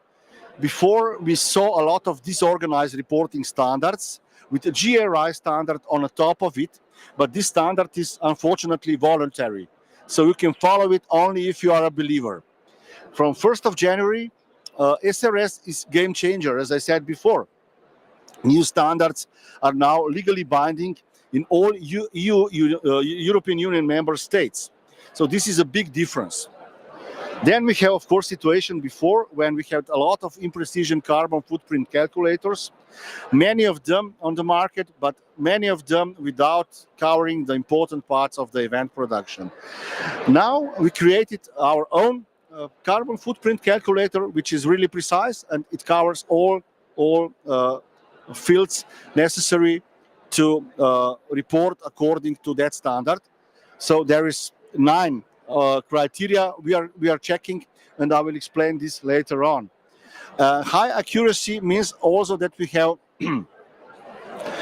emission factors which are credible, and where we all agree on certain emission factors, because emission factors are the basis of calculating the carbon footprint also for events. Then, of course, we have time-consuming data collection before. So nobody takes care about addressing this issue. So we created 9 forms to calculate the carbon footprint, and we cover everything from project management, energy, mobility, purchasing and ordering, venue and event production, to hotel accommodation at the end of the line. Those instructions we also equip with some videos and some other ideas how to make your event, how to measure actually collect data about carbon footprint of your events. Then we, of course, there was quite incomplete database of knowledge, and we put this in order. We have for 345 tips for a sustainable organization, which are part of the criteria, and we had over 200 recommendations how to make your event more sustainable. That means that this tool is transformative tool. It's not just about measurement, and that's why we used to say that it's beyond carbon footprint. What was also bad in past, it was poor visualization of the results. We follow what SRS is demanding from us, and our report is automatically generated, and it's really easy peasy to use. Actually, just with one click, you create your report, which you then include into the general sustainable report by the end of the year. The most important things we have in our tool is external assessment. So at the end of the process, the external assessment means that we have trustworthy assessors who approved the final results. And this is the biggest difference from our system to other systems. And of course, we believe that our user experience is all in one, and it brings ease of use when you're starting to check your event from A to zero, from zero to Z. What else? We also measure something which is always about, we talk a lot during these days. We are talking a lot about regenerative effects, impact, or legacy, but nobody knows how to measure that. We put together the first innovative metrics for measuring that, and that's something we are really proud on. And we measure this according to SDGs. That's one part of the story, and in line with so-called ESG metrics, which is quite unique, and it's also something we are proud of. So, our tool is all-in-one platform. It follows completely SRS standards. We have external and internal assessment. We have standardized data collection process, and we measure also regenerative effects. These are our biggest USPs of our tool. Let me shortly explain also the case study of Conventa. This is quite interesting, but we started with the transition of Conventa already in 2009. At that time, we hired a young PhD student to work for us, and we developed a system of criteria, of Conventa sustainable criteria. We developed 15 such criteria, and Conventa sustainable measures, which is well-known Conventa 7R model, which means rethink, reduce, reuse, refuse, recreate, and regenerate. From the beginning, we started to measure direct income and expenditure of event itself, indirect expenditure, regenerative effects, and multiplicative effects. This is the core of the story, which we build into our new tool, Planet Positive Event. So basically, how it goes in practice, first of all, you're selecting the event type based on complexity of your event. Then you access the online app and you learn about the criteria you need to fulfill. Then you start to calculate your carbon footprint, which is, as I said, much more easy than with other tools, because you get all the instructions and forms for your suppliers. Also, for the most difficult scope-free measurement, we cover that well. And then you make the sustainable rating, and then the assessor start external evaluation. When we finish that, we usually another additional meeting is demanded, and then at the end the report is generated automatically. So first of all, green pledge and green action plan, then checking the criteria. This is the second step. Then third step is measuring the Conventa carbon footprint, giving these forms to our suppliers, and then calculating Conventa sustainability rating. And then we come to external assessment, and the final phase is additional assessment meeting. with the assessor, and of course generating the final report. This is an easy peasy process of how Planet and explanation how Planet Positive is working. And this is the result of Conventa. For example, at Conventa 2024, we precisely calculate the carbon footprint, and it was 116 tons. We can also share this data in a different view, according to scope 1, 2, and 3 GHG emissions. And of course, this is the final certificate, which you get out when the process is finished, when the assessor say yes, this is okay. And this is also the final. Here you can find the final result of Conventa, which is 3.48, which is not the best, but still a lot of work to do in the future for us. And of course, we used to say ESG for us means also easy, smart, and good approach towards sustainability. And one more thing I want to share with you is that when we calculate also this data, we know also exactly what is the cost of carbon offset. Otherwise, we do not know exactly what we need to offset. And in case of Conventa 2024, the value of the offsetting was approximately 6,700 euros. So, our tool is transformative. Stay tuned. Check more on our website, Planet Positive Event. And if you want to learn more, we are feel free to contact us. And have a nice day. Power to the meetings.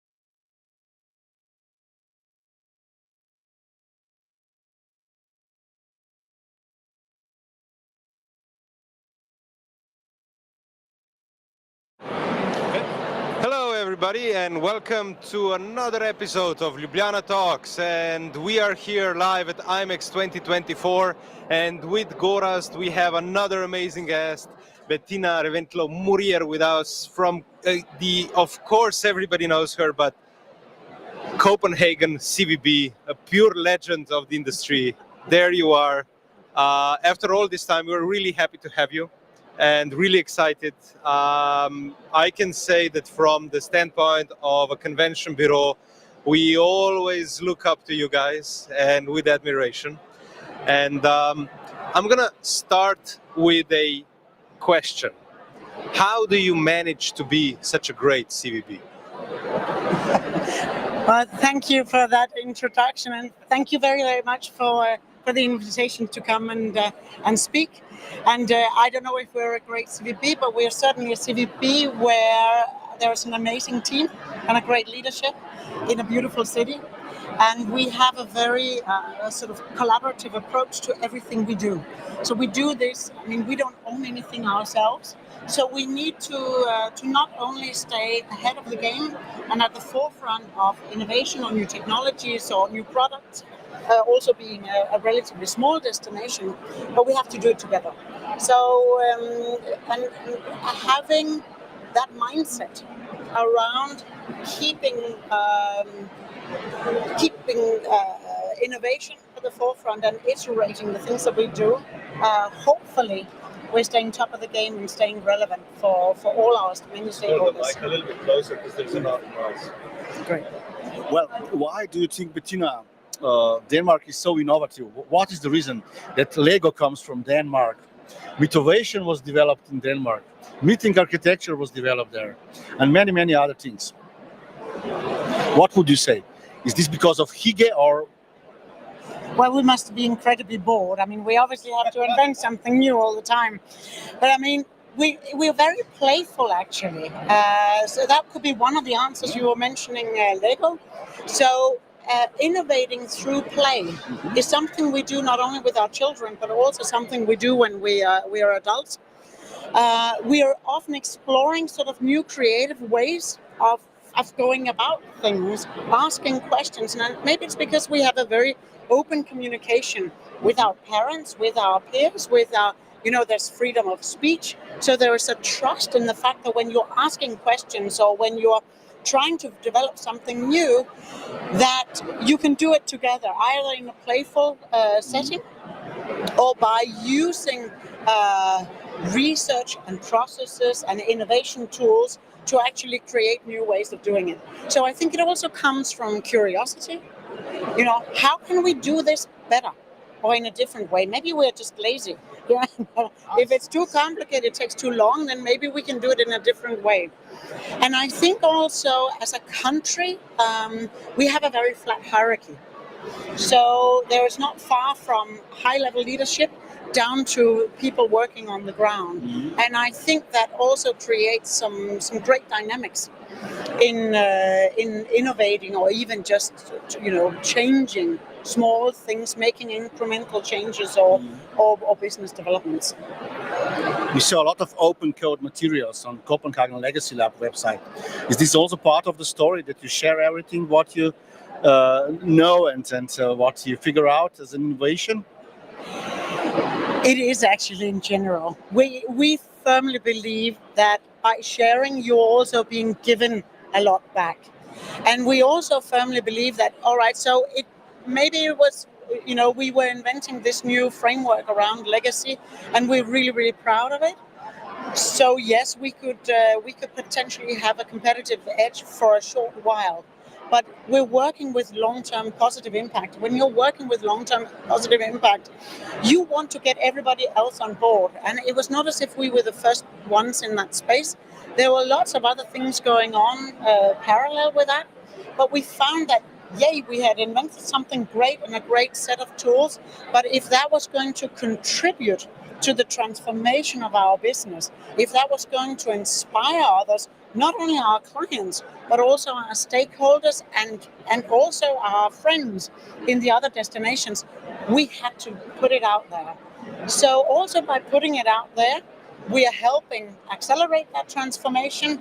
We're helping to create demand, but we're also getting other eyes on our innovation or on our tools. So that also helps us to further develop it. And it's much more fun having a discussion together and to collaborate around things than just sitting it on, behind closed doors. I can say that your lecture at the ICA Congress in Bangkok left a very interesting and, in context of what you're saying, a very deep impression on me. Because you were talking about risk and risk assessment, and for CVBs and for destinations, risk is something we often try to not think about. It's all great, there's no risk. But I think how you presented it and the numbers and the ideas behind it were really deep. Can you tell us quickly about what's behind that? Yes, of course I can. I'm very happy to. It really sort of came out of Corona. I think it was evident to all of us that during the pandemic we found ourselves in a situation where it was a lose-lose game. So with all the events being cancelled or moved, contracts being scrutinized, there was financial viability at stake. Some could even potentially go bankrupt. There was not only a lot of negotiation in that space around how do we find a common solution, but there was also a complete lack of taxonomy. I mean, a common language around risk. What is risk to the individual actor in that ecosystem? So for venues, it would be one thing. For hotels, it would be another. For the associations or large corporates, it would be yet another one. And destinations were sitting there in the middle of it all and thinking, how we're trying to handle reputational risk. So we wanted in Copenhagen to try and explore what is risk in the ecosystem and how can we get a new conversation going around this. If we all want to mitigate risk in our business structures. We all want to understand what risks are there, which ones are the highest prioritized, which ones are the most likely ones to happen.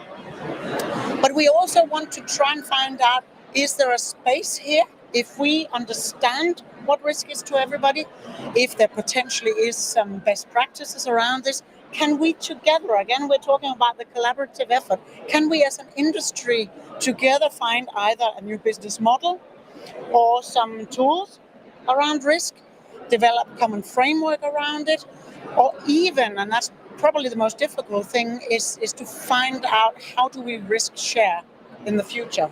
So that was what the white paper was all about, and we are embarking on a version 2.0.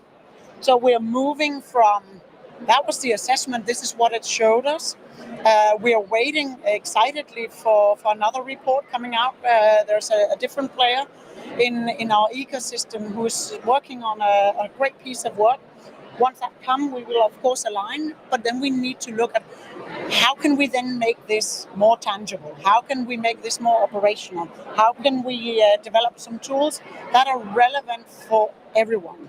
And this is, you touched upon so many things that, my brain is going everywhere. But there is one word that you said that I think has been really resonating in the industry in the last couple of days, and actually longer, and that's taxonomy. We use terminology in a way that we have not agreed upon. I mean, we never have even had that conversation properly. And I think that is actually connected with certain risks. How do you view our issues of defining what we do, a part of the risk where we are? Well, of course there is a risk, because when you're talking two different languages and you're having abbreviations, I mean, just ask my husband. He says, when I speak to industry friends, I speak a different language. All of those abbreviations, he's thinking, what are you talking about? And what we need to be aware of is that we have our own little closed system of understanding each other because we've been in the game for so long. But the new people in the industry, there is a risk there that they might not understand or may even misunderstand what some of these things are all about, or what we are all about and what we're working with. And equally bad is, what about our stakeholders who invest in what we do but do not work with what we do on a daily basis? So when we need to speak to politicians, and we all know that they change frequently, so it's the same song. But if we can all agree on a narrative, but if we can't make ourselves understandable, we may not be viewed as relevant, or they may not understand the return on investment, and as a consequence, there might be a lack of financing or investment in what we do. Also for other actors around that ecosystem, not only politicians, but also organizations, academia, clusters, innovations hub, and so on, if they can't see themselves in what we do and the relevance of what we do to accelerate their business development, or even how they achieve their strategies, we won't be able to create those partnerships and that collaboration, which is so absolutely essential for us in moving forward. And talking about the title of the session here, Responsible Industry Evolution, we are responsible ourselves for that narrative and being clear on that narrative. And yes, there are still different narratives out there, but I think there is an awareness that we need to be precise. And I think there are many organizations in our industry now who are increasingly speaking together about narrowing that down. It'd be interesting. So maybe you will invent a new word for MICE, or are we called business events or meeting industry, or are we tourism, or what are we? I think we probably need to agree on that ourselves. I absolutely agree with everything what you said. We need to find the new word, yes, or reinvent ourselves somehow. But are we now better industry after the COVID? What do you think? Sorry? Are we better now after the COVID? I expected more, maybe, or you expected more. Yeah. I mean, talk about clear communication. Yeah. What is better to you? I mean, for me, it's better that we organize events which are not so harmful for environment, society, and participants. And I totally agree. Yeah. And in that space, I really think that there is a whole new level of awareness about what is critical and what we need to do. I think the whole sort of sustainable, not necessarily sustainability strategies, but sustainable strategies, where we're not only talking about reducing emissions, we're not only talking about climate, but we're really talking about responsible business. So that covers many different agendas, and I think there is not only a greater awareness of it, but it's also accelerated through regulation, new frameworks, new demands, in different parts of the industry. Mm-hmm. So in that sense, I think COVID made it very clear, and talk about better, made it very clear that yes, we can have meetings virtually, but meeting in person will continue to be extremely important. And we understand much better that enormous importance for human beings to be physically near each other in communication, in building trust, in creating partnerships and collaborating around projects. And also the fact that human health and planetary health are completely interconnected. So that we must, as an industry, because we do have a massive footprint, we have an obligation to make sure that we minimize that footprint and that we come up with either new technologies to solve some of this or new business models to do this. So to go back to your question, I think we're in a better place because we're far more aware of it, and there's a far greater willingness to find solutions individually and together. Another question from my side. Impact, legacy, regeneration. What does it mean to you? Can you explain the difference? This is the buzzword of these 3 days. We are talking just about that. Almost all our guests use these 3 words in a different context. So can you help us a little bit to understand these 3 words better? I can indeed, and that's a long narrative really, but I'll try to keep it very, very short. I mean, as you may know, we developed Copenhagen Legacy Lab. So we decided quite early on that legacy was an important word for us to use. And I know that there are very different opinions on this. Legacy to us, and legacy and impact, both are part of our framework. Legacy to us is still, leaving a positive footprint and handprint from the events that we have. It's a long-term positive impact that we're trying to create from the events that we have. So impact is a very correct word to use also when you're talking, for example, it sits within the EU framework for impact. But we divide actually the different words, and they're connected to how we measure. So when you have an activity, you measure the immediate output. So an output is, for example, how many people came to that activity, or how many people saw that particular campaign. The outcome of that is, well, if that output created a change performance or increased performance, or then you can say it's an outcome. And if that if that improved performance or changed behavior resulted in something that benefits society, then you have an impact. And for us, if that impact leads back to where we strategically started, you have a legacy. So impact can be both a short-term impact, absolutely, and they iterate each other. So the impact is a very correct word to use in both a short-term impact and a long-term impact within a framework. But legacy has a different connotation to impact, and which I think is equally important. Legacy, to us at least, not only does it sit within our framework and leads back to the strategic objective, but it also has a connotation of a longevity, something that is really long-lasting, something where there's a human connection, something where there is a purposefulness around it that is driven also by human visions. So it adds, in our opinion, some extra layers to that. So to us, impact and legacy are like ebony and ivory on a piano. Live together perfect in harmony. Now we have an audience. We have a definition now. So that was, putting in some Michael Jackson and Paul McCartney quotations there. Known scientists in this topic. So you said the human touch, the human connection.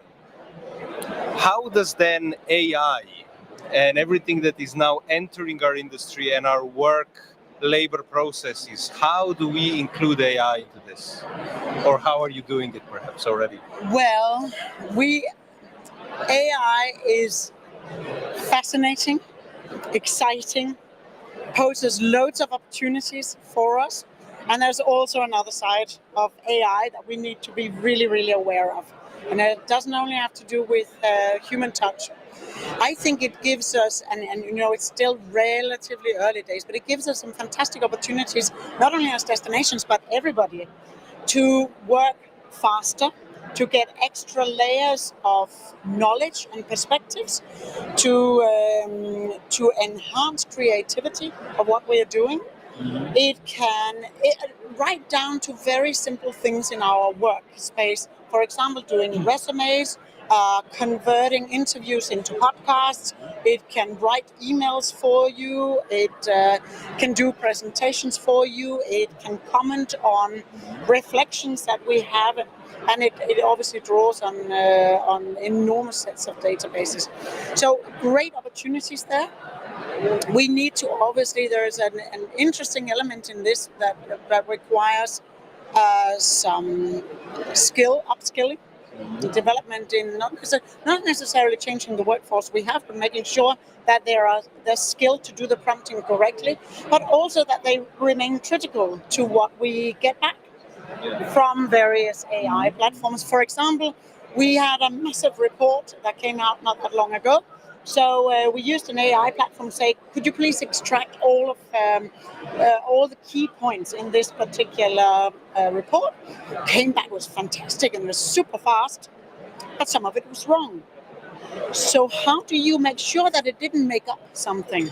So how many resources are you going to be using to making sure that the information that's coming out is actually correct?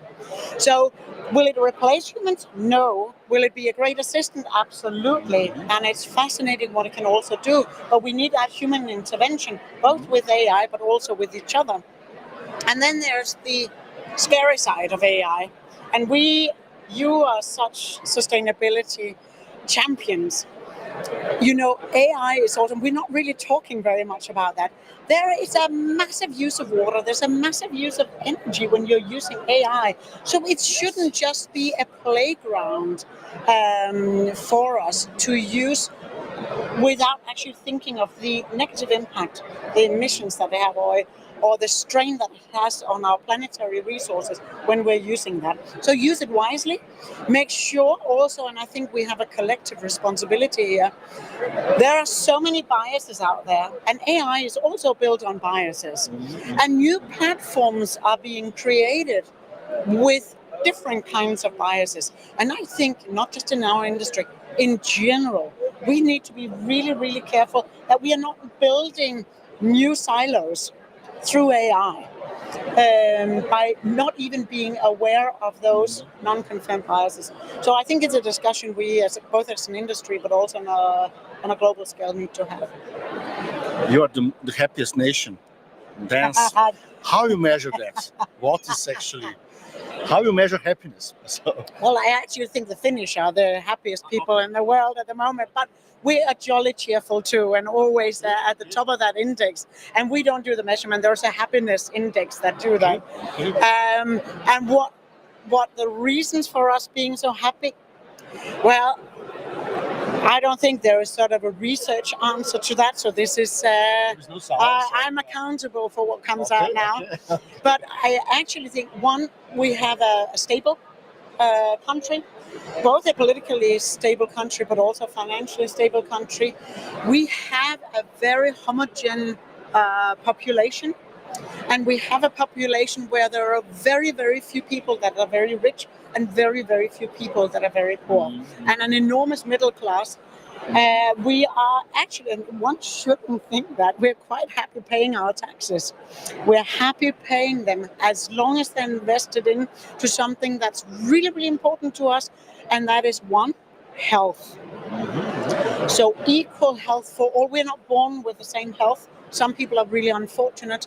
The fact that you have a society that all put money in a pot so that you're sure that everybody gets the help that they need, I think that is incredibly important. And the schooling system, the fact that all have equal access to education and free education, not only in public school, but also in high school and at university level. So right through to your master degree, it's financed.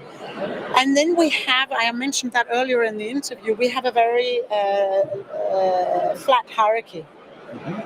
And I think that is a wonderful thing in terms of everybody being heard, everybody having a voice, people being respected, that there is a good two-way communication. So, yes, as a country, stability, economic stability, feeling safe as a human being in our country and with each other. It's a very good point. And then, of course, there is hygge, which you never must underestimate in a country where, 4 months of the year are really dark and wintry. Yeah, I understand the logic here. But Eurocentric view is that we are in the center of the planet still, especially in this industry. Are we still there, or what is happening, by your opinion? Well, are we still number one in the world, actually, as an industry? Can you comment that? That's a great question, and I think if you look at a world map, sometimes we're in the center of the world. But if you ask the other side of the globe what the globe looks like, they're right in the center as well. So, Europe obviously is a very, very strong player in the business event industry. I think we account for approximately 51% of the revenues generated from the business events industry. So still a strong economy. The latest report that I read, there's an expected growth of about 10% towards 2030. But that also goes for other regions. And we have other regions that are doing incredibly well. We have Asia Pacific. They are really growing. There is a growing middle class, but there is also an enormous acceleration in not only the understanding of technology, but in the development of new technologies, in creating smart cities. I actually think they're much further ahead than we are in Europe. and they're doing really, really well. So have a look out for Asia, and also make sure that we help each other to play each other better in that context. The Gulf region has invested massively in knowledge, in association meetings, in major events in the last years, and are a very significant player as well. And of course, the US is still a very strong player as well.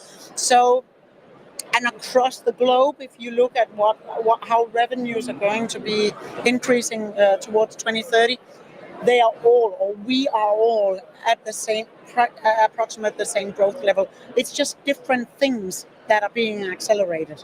There are so many things I want to talk to you about right now, but we have a limited time.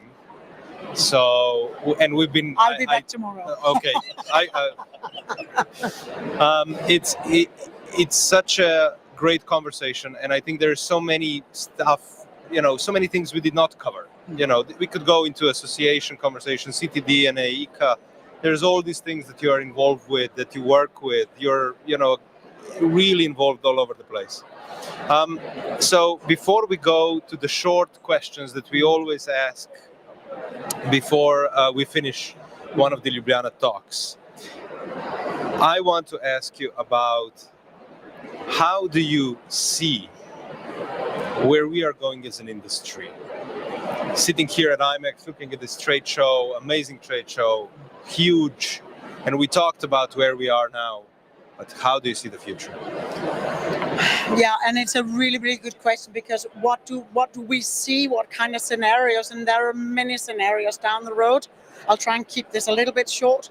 So what do we see? It's a muddled picture, but I actually see quite a resilient business, and it's a people business, and it's a business that very much rely on interpersonal relations, and it's a really friendly business.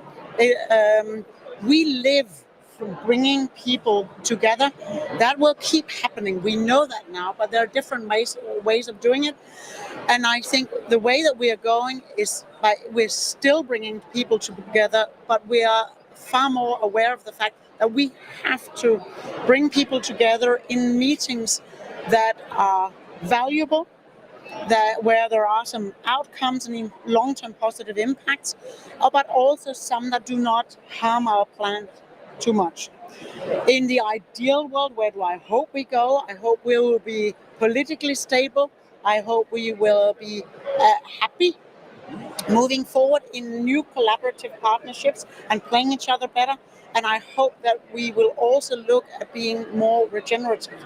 So not only trying to just reduce our emissions, but actually also in a more circular way, trying to give back to not only our industry, but the common planet we're part of. Nice message to finish our discussion. Let me start with short questions. Cooking meal or eating meal? These are simple questions. Cooking meal or eating meal? What do you prefer? Cooking or eating?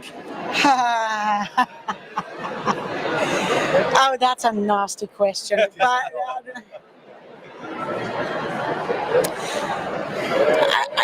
I'm a really both and lady.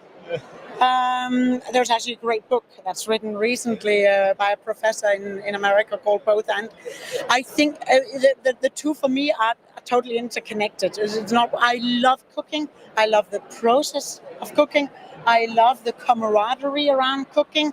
I love the trying to tweak it every single time to come up with something new, and the revelations and the excitement when it actually succeeds. But there is something around, and I think that's fundamental for human beings, gathering around a table.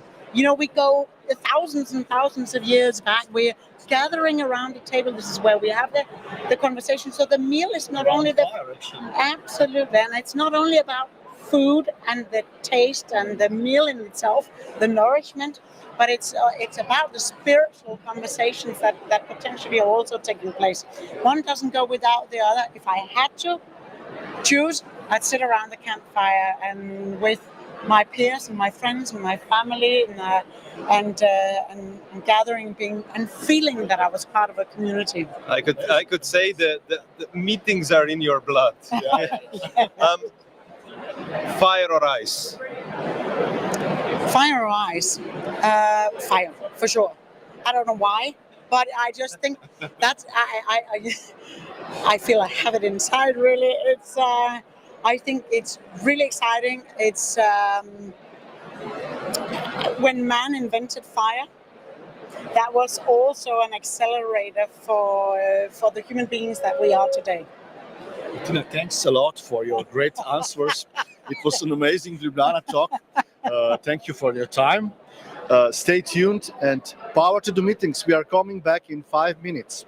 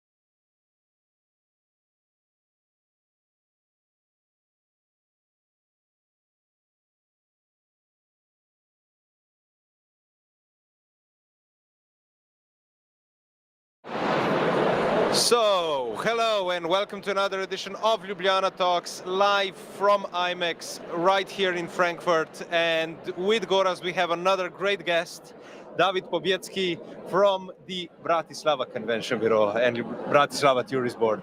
Welcome to Ljubljana Talks. Thank you, Jan. Thank you, Gorazd. I'm very happy to be here with you today. And hopefully we will have some good talk regarding what's going on in the business, and we will see. That's the plan. So please let me start with the following question. So you've been in the industry for a while now. Yes. And I think that Bratislava is doing really interesting stuff. So I want to ask you, how did you get here and what is your vision of where you're going? All right. So I would say I started to attend the Hotel Academy High School in 1993. And actually, then I studied at the university, the business administration, and I was really enjoying my studies because I was traveling every year also as a student to United States for the work and travel program.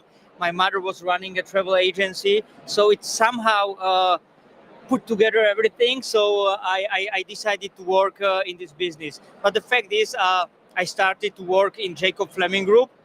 It was the company who was running and organizing hundreds of meetings every year in different locations, and I was selling the events. I was selling the delegate places. Then I was also producing. I was a little bit doing marketing. I was attending the conferences, and I somehow enjoyed this type of work. And then I decided to go to the hotel industry for the next 10 years. And finally, I got the offer from Convention Bureau in 2020 in the difficult times because it was Corona just started, you know. Mm-hmm. And I was a little bit concerned, but on the other hand, we did a lot of work so far, and I'm very happy that I'm here, that I'm promoting Bratislava as a destination for events, for congresses, for incentives, and I see now that Bratislava is getting more and more popular, and we are somehow putting it on the even map here in New Europe or in Europe in general. So this is our great part, and I'm very happy to be and participate on that. David, we sometimes hear that Bratislava is a small brother of Vienna, and you have this big Vienna in vicinity, I would say on 50 kilometers distance. But I know that there are a lot of things which differentiate Bratislava from Vienna and which makes and creates this unique Bratislava feeling. Can you tell us more about it? Why Bratislava? Well, and who is the biggest competitor?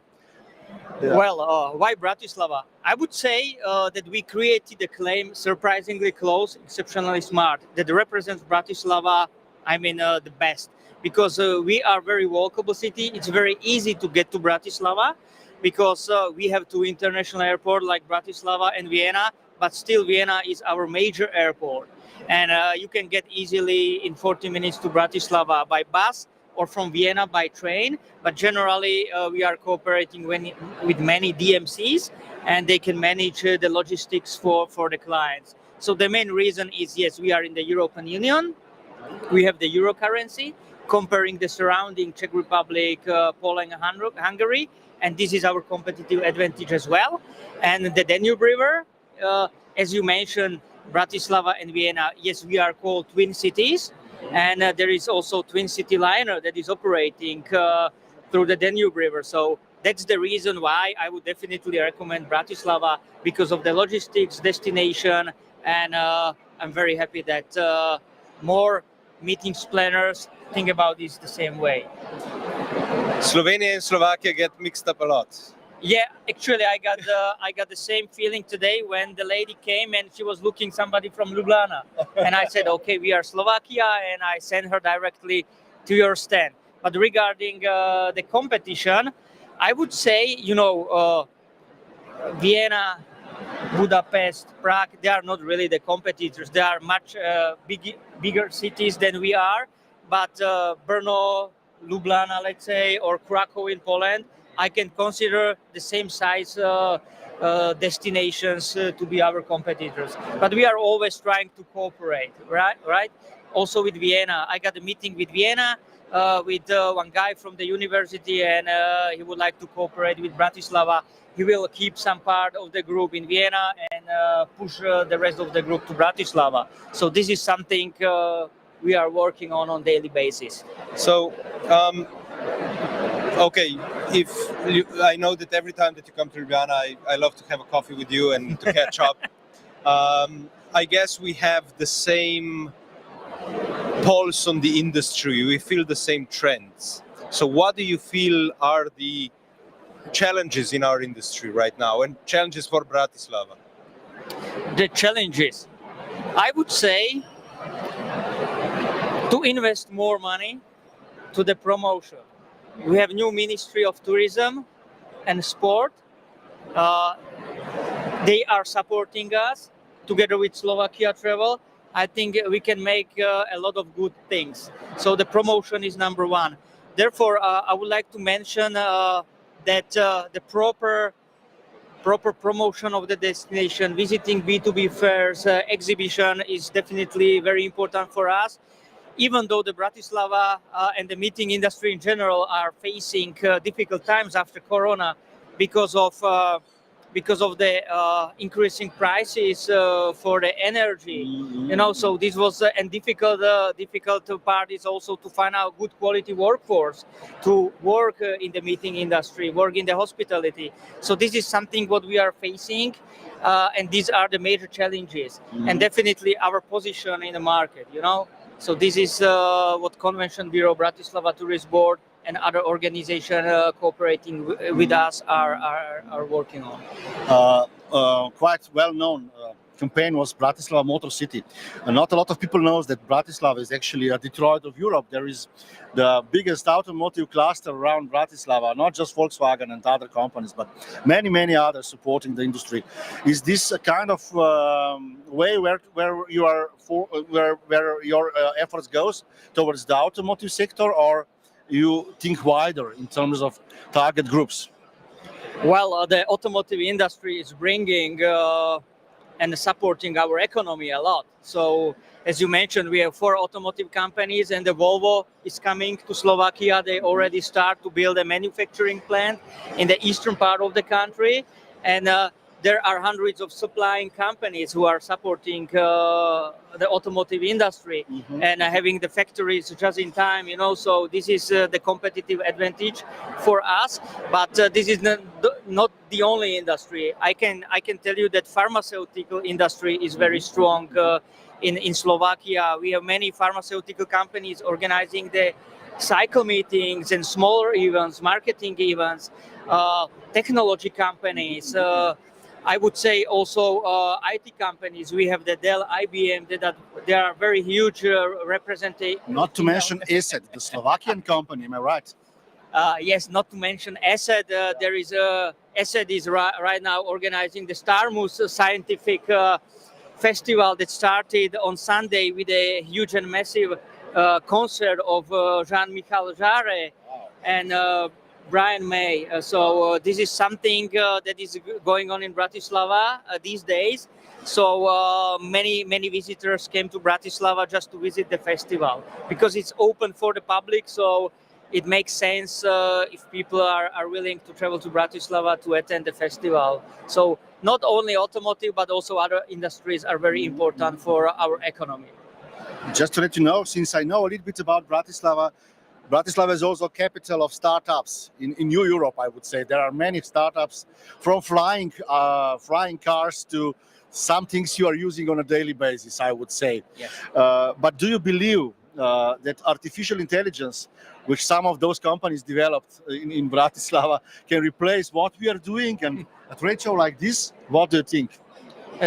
To be honest, it could help us somehow. But we cannot replace the B2B forums or exhibitions and fairs like IMEX just using the artificial intelligence. So I'm not an expert on artificial intelligence, but I see that many companies are innovating and actually they are using AI in our business. And Bratislava Convention Bureau, Bratislava Tourism Board is preparing for our members the special education session, how artificial intelligence can help our industry, the meeting industry, the hospitality that will be held in Bratislava 12th of June. So it will be for our members, for MICE community in Bratislava, with our speaker, Mr. Talarovic, who is also working with us on LinkedIn. So he's a really great one. So we feel that it is necessary to educate our community. And as I see here, there is special robot preparing the coffee, and it's kind of artificial intelligence who is somehow supporting the industry with some services.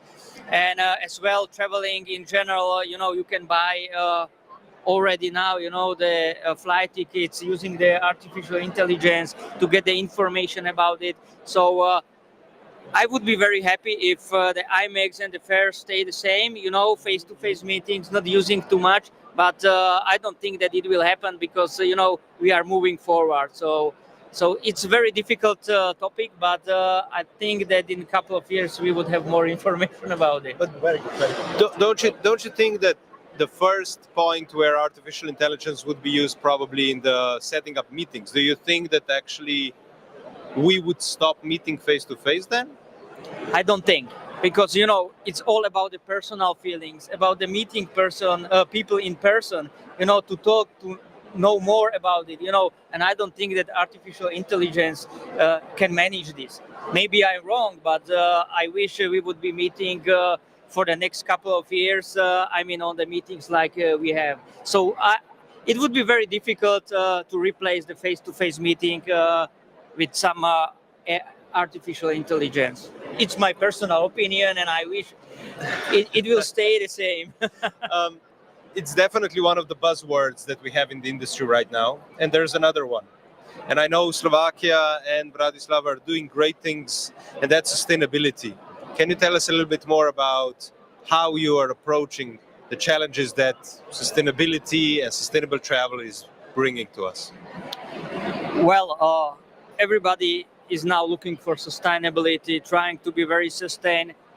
And it's, of course, it's also the image part of the destination. To be sustained, to offer the sustainable services. But Bratislava, with its location, it's very easy to get to Bratislava by train from many destinations, because there are trains coming from Budapest directly to Hamburg, So the meeting planners are using this opportunity, and they are looking something sustained. And this is one of the part of sustainability what our destination is offering. Also, meetings planners and our destination and our partners trying to eliminate the waste using the typical and traditional events. So they are trying to find out the local suppliers for food, local suppliers for whatever products the event requires. So this is something we are trying to do in our destination, to educate our partners, our members. And I'm 100% sure that we are moving forward. And I received a request from one client for CEOs that they will come to Bratislava, and they are trying to use the private jet, but on the other hand, they are using and trying to be very sustainable. So this is not really working together. We have to work. There are quite a lot of such situations in our industry. Yes, but we are doing very well with the sustainability. We are trying to eliminate the public transportation in the city. Actually, we are trying to support, but somehow eliminate, right? Mm-hmm. So we are trying to move the cars from the city center and trying to persuade people to come to Bratislava using public transportation, not only to work, but also coming from the airport and train station, bus station. So this is something what we do. David, if you had a magic wand, what would you change in the world of meetings and events, in Bratislava or globally? Well, traveling to the destination where meetings are held. If I can just do like this, I would come from Bratislava to Frankfurt in 1 second, So eliminate the traveling, because it's actually it's pollute our environment, our earth, and this would somehow help everybody just to move to the destination, not using the traveling. And we are coming closely to the end of this discussion. And can you explain why Bratislava, just in 3 words? As I said, I would say in 4 words: surprisingly close, exceptionally smart destination. This is the claim we created, so this is the main reason. It's a very good claim, I think so, really. Yes. I love it. Yeah. I mean, definitely. Walkability and actually accessibility to the destination. I think you're doing an amazing job. I know that you and Bogdana are really, really trying to be everywhere present, and I think you're doing an amazing job. Thank you. I think we can all look up, towards, because Ljubljana is in a similar position. We are trying our best. We try to be innovative, and I really have to say that for us, you kind of give us that hope, because I think you're doing an amazing job, and especially in corporate world, and as Gorazd says, automotive events. Thank you. Creativity, brilliant. So we usually finish with a couple of short questions. And following your previous answer, I'm gonna ask you, so a plane or car?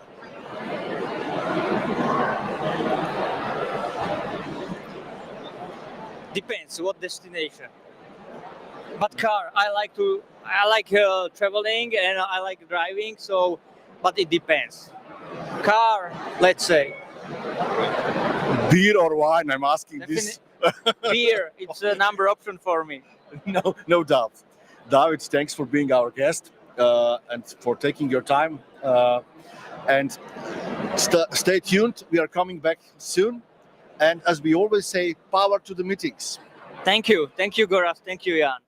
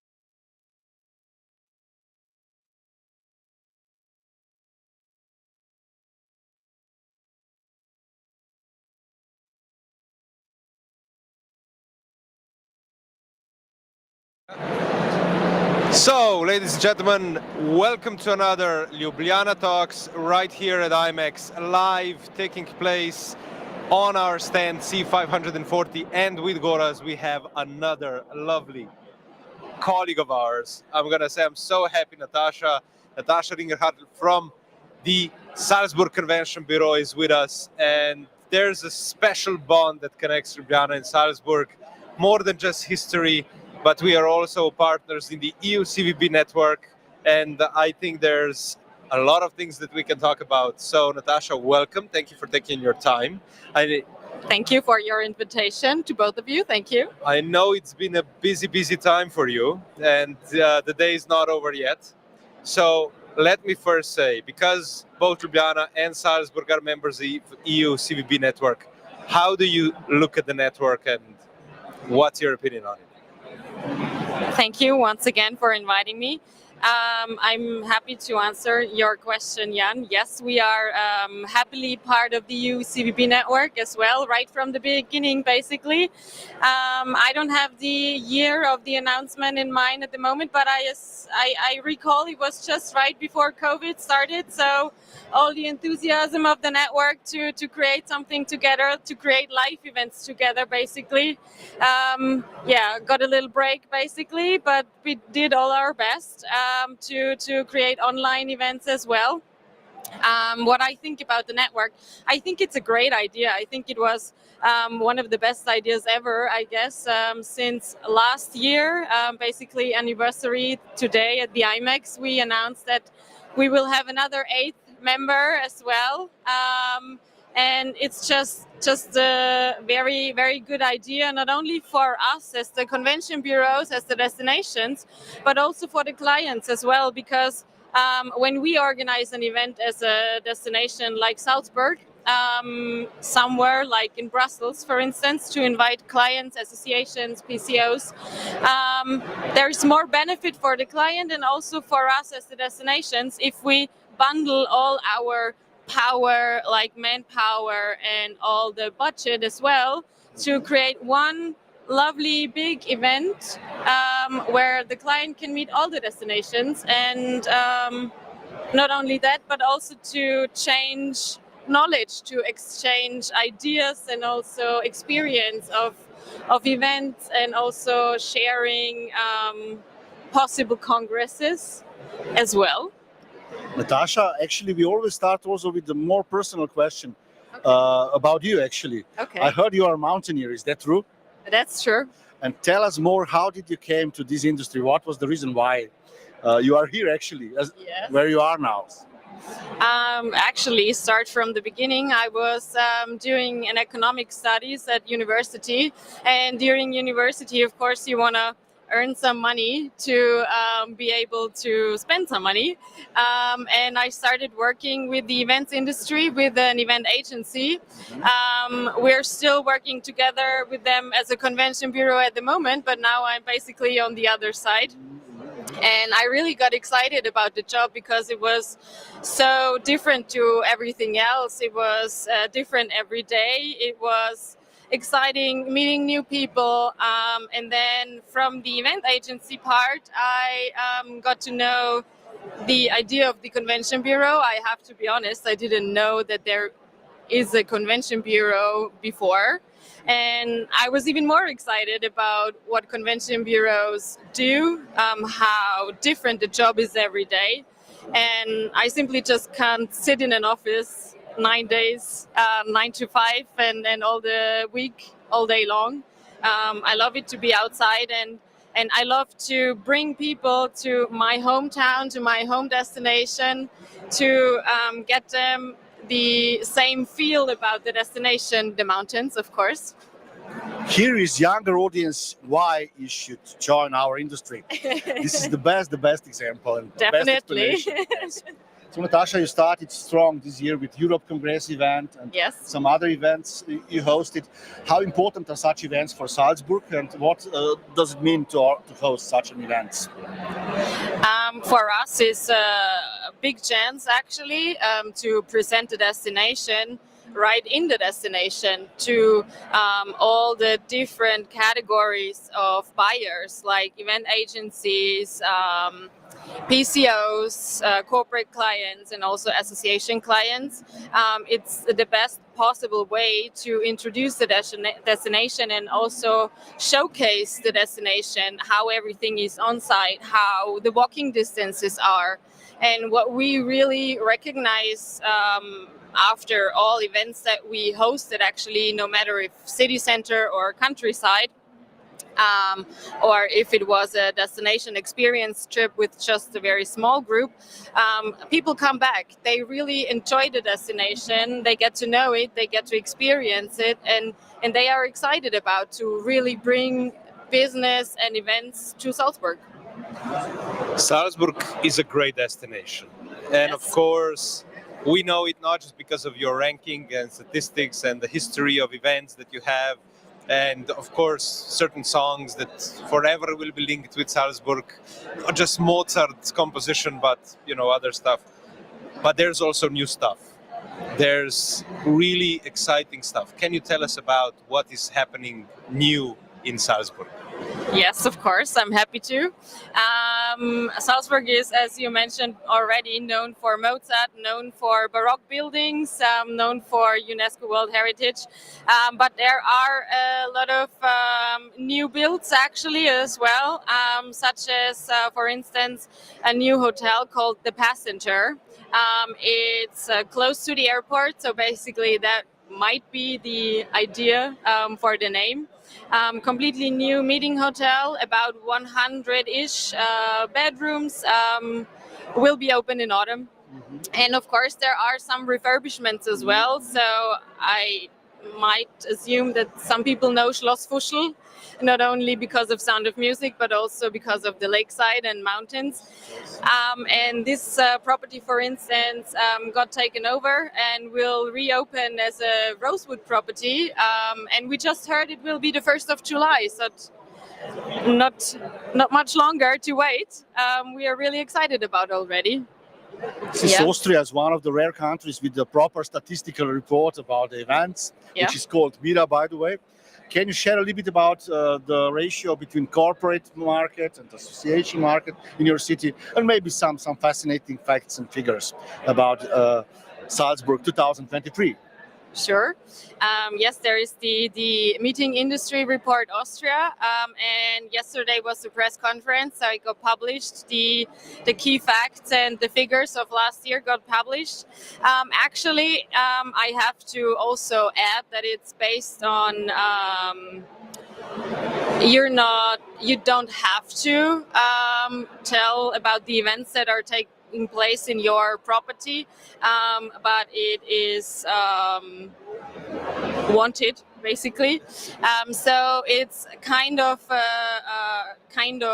mirroring the picture, but it's not the accurate key dates. Salzburg was the second best city or a region actually last year. We are on the second place after Vienna. In Salzburg, there are happening a lot of scientific congresses, congresses in other fields as well. Automotive is a very, very strong topic in Salzburg, not only in the Congress part, but basically more in the corporate side. There are many corporate events as well. I think there are more in the number of events, more meetings, seminars, incentives, and corporate events, of course, compared to congresses. But it's a completely different period of time. The attendees stay in the destination, different amount of partners that are involved in the two event sectors. But we are really happy with the results of last year. Congrats.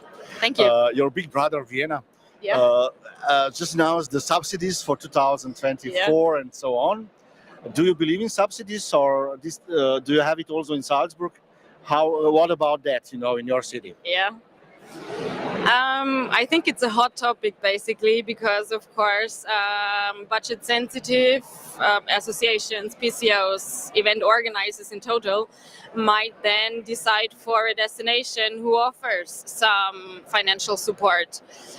There is, of course, also kind of financial support in Salzburg as well. On the one hand, in the city of Salzburg, but also in the countryside. But you have to match certain criteria that you are able to apply for the subsidy. And then it's not just that you receive a bunch of money, but you also have to, it's just a certain small amount per participant, actually.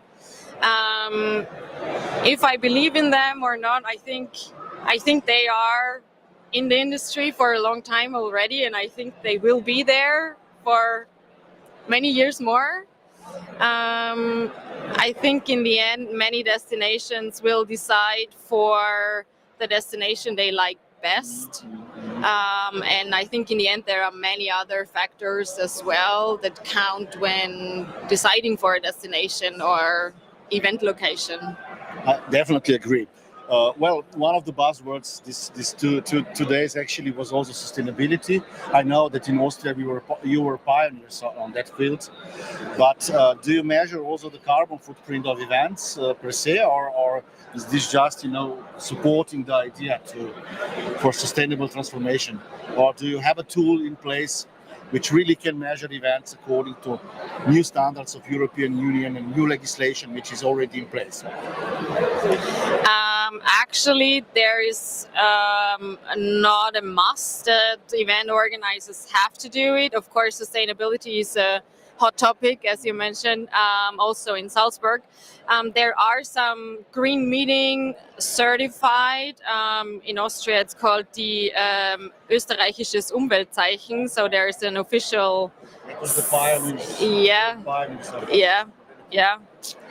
And some properties have it, some agencies have it, some event hotels have it, and there is definitely event agencies, event organizers who ask for a certified event to host a certified event, but not all yet actually, and all the properties that are not certified, they still match some of the criteria already. So I think in Austria, or especially in Salzburg, we already have a strong focus on sustainability and what we do in our daily business.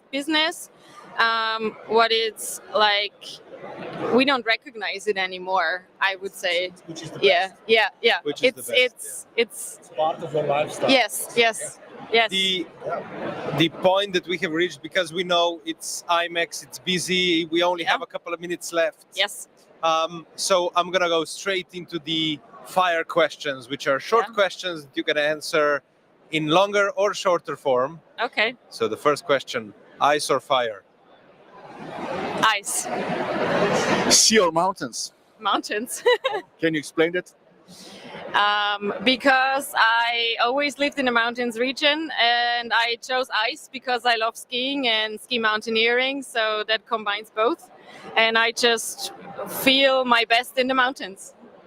Do you prefer congress centers or special venues? Special venues. And the last question for you, who is the biggest event agency in the world? It's based in Salzburg. It was born in Salzburg. Liberty.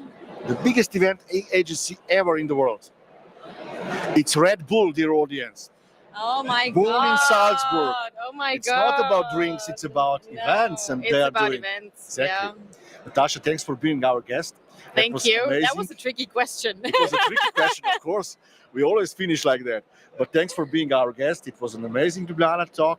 And guys, stay tuned. We are coming back soon. And power to the meetings. Yes.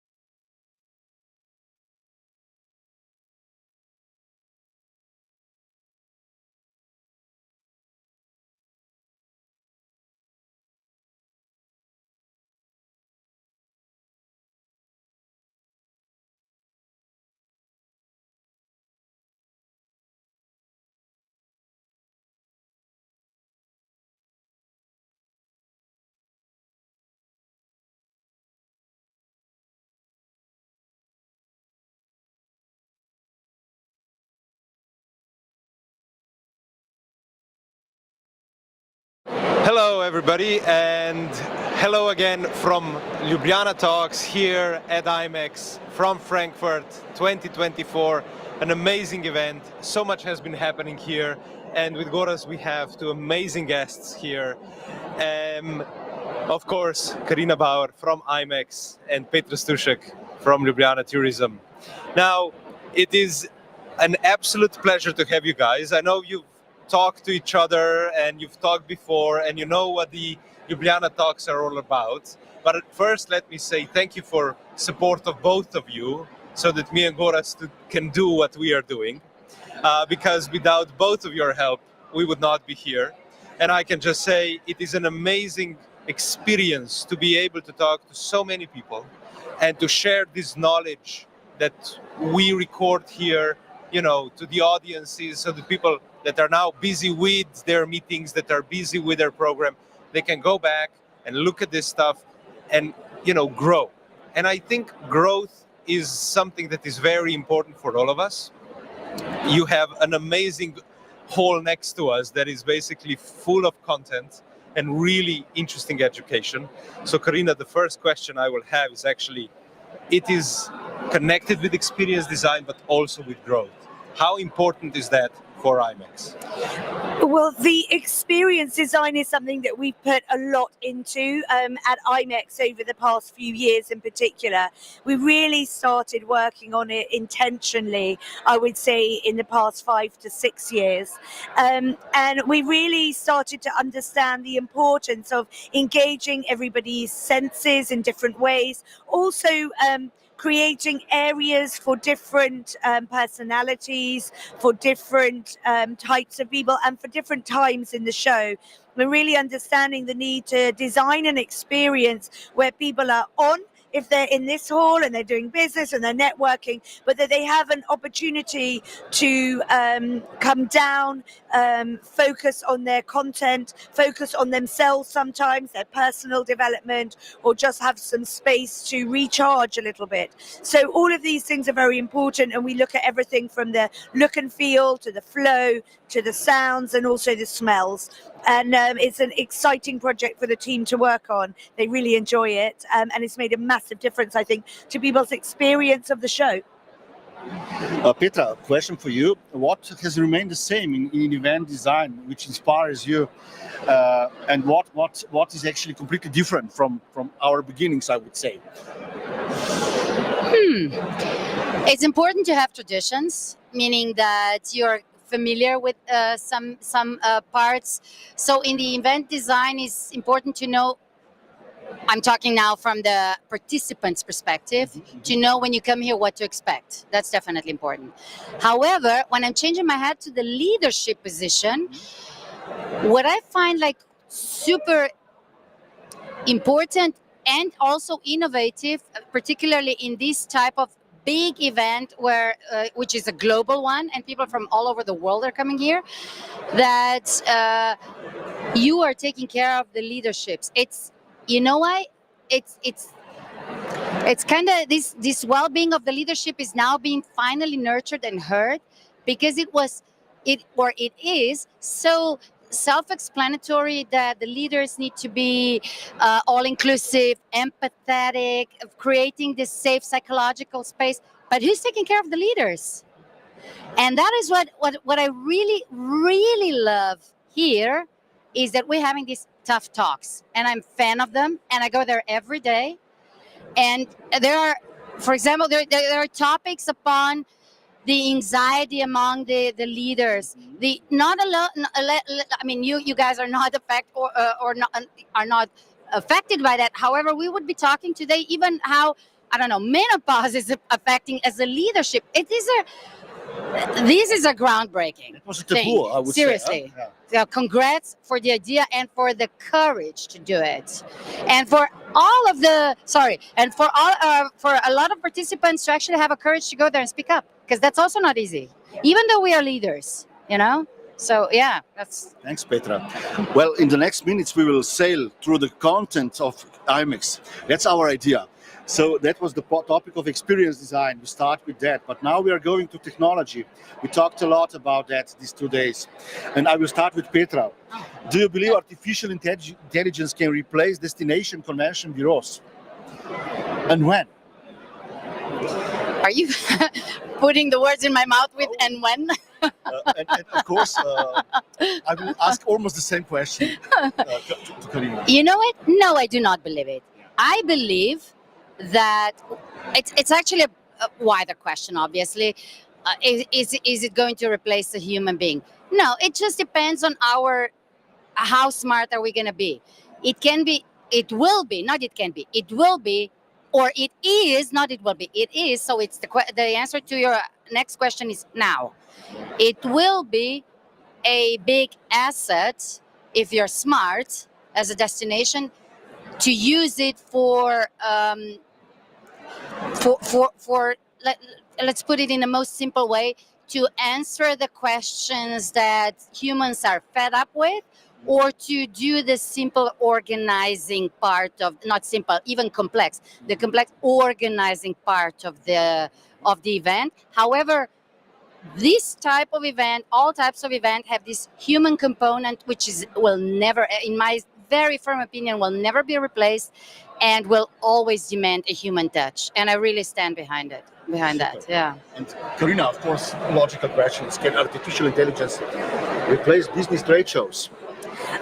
Similarly to what Petra said, I think studies have already shown, studies by the likes of McKinsey, that managers or people, workers, if you like, who use artificial intelligence can be more productive than those that don't. And so I think it's very important, whether you're a trade show organizer, whether you're a DMO, whether you're a management consultant, that you learn how to use AI in order to upskill your work, in order that you can have these simple things or complex administrative transactional tasks done more quickly, and allow you and your workforce to really focus on what we're good at as human beings, which is relationships and creativity and strategic work as well. And that's what I think can't be replaced. So I don't think, and that's why I think business trade shows, business events, in fact, won't be replaced. What I actually think is the opposite will happen. I think as more kids come through,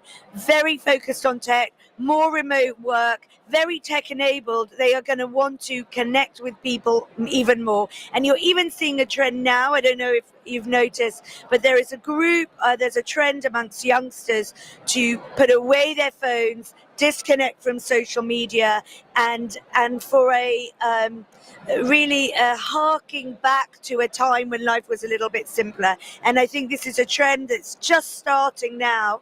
And I don't say that people are going to come off social media. I'm not suggesting that. But what I am saying is people are learning that it's not good to be on our devices all of the time, and being much more intentional about their human interactions. And so I think we are coming into a phase where we're learning that we need to manage the tech, not have the tech manage us.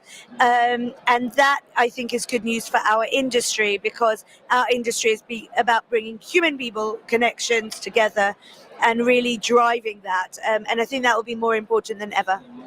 I think this is a very interesting trend, and it's actually trends I wanted to ask you about in the following questions. And this one was actually very, very interesting one. Are there any other trends that you see emerging in the industry or in the association market, because you're so closely connected to it? Yeah, so I think really the big thing is what I've just said. And, you know, what you see now is kids coming out of school, out of university, and not choosing to work in businesses or industries where they're fully remote. And again, I think this is positive for our industry. But again, it's difficult for us as an industry to speak as one voice.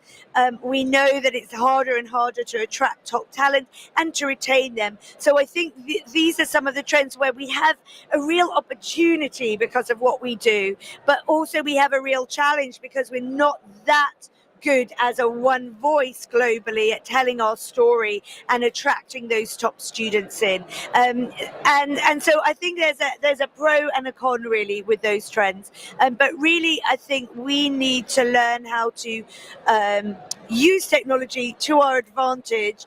And for sure, you know, we've seen it on the show here.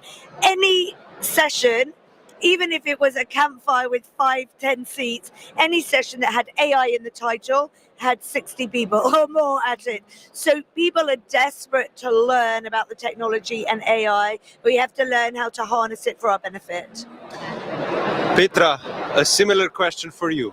What are the trends that perhaps are the ones that you are noticing in the industry, perhaps in the corporate market, in the incentive market? Because you are also connected to the industry from perhaps a different angle. Is there some that you can share with us? Yes, actually, apart from what Carina said, which I completely agree with, is one that I'm not only noticing, but I'm particularly happy about, which is that specifically in our business events industry, both sides, destinations and organizers, are choosing their destinations not so much according to the whatever stimulation they're getting from the destination, but according to their values. And that's such a big thing that is happening in the past 2 years, that it's a really to me it's a really positive news. It's, of course, there is still a mixture of everything, but this value component is emerging so quickly and so abruptly on the business side, but also on personal side, like from the leaders or even from youngsters. They want to be part of something that they can actually participate in, that they can leave their handprint on, not even a footprint anymore. So it's like this is really emerging fast, and it's in my personal perspective, it's a light at the end of the tunnel, not being the train approaching, but real light that is that it's gonna make the world better. We often say that we are making the world better, and we are, through researches and through everything that meetings or business events industry is, with the legacy and impact and involving science producing. However, in adding this component is actually really, we're going towards building up the better world, because we do need it. Not only in huge brackets, environmental side, but also societal side, and economical, which we tend to often forget now in the environmental and more societal side. Sorry. Yeah. Point 4 was business, about business practices in the program. And you won't believe, we talked a lot with Jan, with our guests, about Eurovision Song Contest. Mm-hmm. On one side, it was actually a high-tech event. Do you probably agree? You probably agree with that. But on the other side, it was also emotional, inclusive, sometimes exclusive. So my question to both of you is: high-tech or high-touch? Both. Both? Okay. Petra? Definitely both. Both, because I love high tech. I was drawn to the show. Okay. However, we we really need to be empathetic, and the high touch is empathetic side. We do need that. Amazing. Yeah. Jan, go on. Yeah. So we touched on AI already, but there's of course one topic that kind of lingers, because we are at one of the trade shows that are so significant for our industry, which I think we all agree on the trends that you're saying. We are making changes, but we have to be smart about it. We have to harness the power. How do you see IMEX as a trade show can harness the power of AI, perhaps in connecting people or any other ways? I think there are lots of ways that as IMEX or trade shows can utilize AI. We're already using it and learning how to use it internally for many to improve and become more efficient at many of our processes and systems. So to give you an example, for our hosted buyer program, we refund the flights of the buyers, and that is thousands and thousands of documents that those 4,000 hosted buyers are uploading to our system that need to be checked, etc. So you're ready for this show. All of the documentation went through a first check by an AI. We were still checking that the computer's working, we're teaching it, but we can see how it can help us internally with those processes. On the side for our clients, certainly we hope to be able to harness AI to improve the ability of the system to make recommendations between buyers and suppliers who are here, recommendations of who to meet, what sessions you might be interested in. It needs enough data. It needs the right data to be able to do that, but it needs to be able to learn from people's behavior online.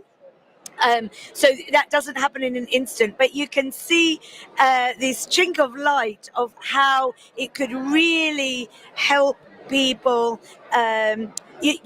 People want serendipity when they come to an event like this, but they also want a lot of intentionality because, and that's what we were talking about earlier. And when we talk about the impact of an event and being careful about our impact, people want to go to events increasingly where they know they will meet the right people, where that won't just happen by chance. So spontaneity is important, but we also need to give people the tools to make sure they can find the right people at this event that are going to be able to help them with whatever challenge it is they have.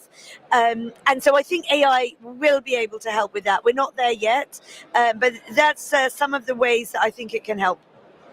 Great. And talking about exciting times, Petra, you are, of course, involved with destination marketing. And we are in a time and space where this is changing. So if we had unlimited resources, how do you see destination marketing? What kind of tools and activities do you think will be relevant as we go forward? First of all, there's a scenario that will never happen with unlimited resources. So it's yeah, it's almost like a vision in the strategies, which is always visionary, but also fairy tale, which is supposed to be. But your question was actually more towards the tools, right? It's like what Carina said earlier. We are all still learning on destinations how to use AI on several or from several angles to the benefit of destinations, because this is where it brings us closer. You know, not so far ago, it was all about the how do you call it? Like, for example, the gaming jackets where you could put it on and you could feel the sun, and then you would, or the breeze, and you would put on the glasses for VR experience. That's gone. No one actually demands that in marketing. No one actually is attracting that. So we really don't know what tools are going to be next year, let alone in 5 years. But they're coming, and we will have to be quick. That's why this self wellness is so important, that we take care of ourselves, because the world is changing so quick, like never ever in human history, and that's the biggest danger, in my opinion, right now, to all of us. So we're going to be using all the tools that will become, but the tricky part will be how to extract the right one to different destinations, because the fact is that destinations are so different one from another, and in the past, the marketing theory was the same for everyone. That does not apply anymore, and will never ever apply again. You know. Amazing. We are coming to well-being. So the definition of well-being by World Health Association is that this is a state of complete physical, mental, and social well-being. But I will start with Petra. Petra, did you notice and participate in any of the activities here at IMEX? Because there is a lot of that. Yeah, that's true. Can you share something with our audience of those activities? I'm regularly going to the one at the end of the day where I can take off the shoes and shake myself things up with Janet. So it's a physical well-being, because for the mental well-being is taken care of throughout the day, two sides. I'm meeting the right people here, and I'm going to the sessions that are relevant to me. So that's my mental well-being. However, for the physical, I'm going there at the end of the day, which is like literally physical well-being, and not to mention IMEX Run. Amazing. To start the day with. Carina, how do you ensure well-being for your team? Because it's a huge team behind the scenes. We do not see a lot of people here actually, but we know that the team is huge. Well, actually, most of the team are here. Yeah, so we have. People not on the floor. Oh, yeah, most of the people are here. Actually, it's a small and mighty team.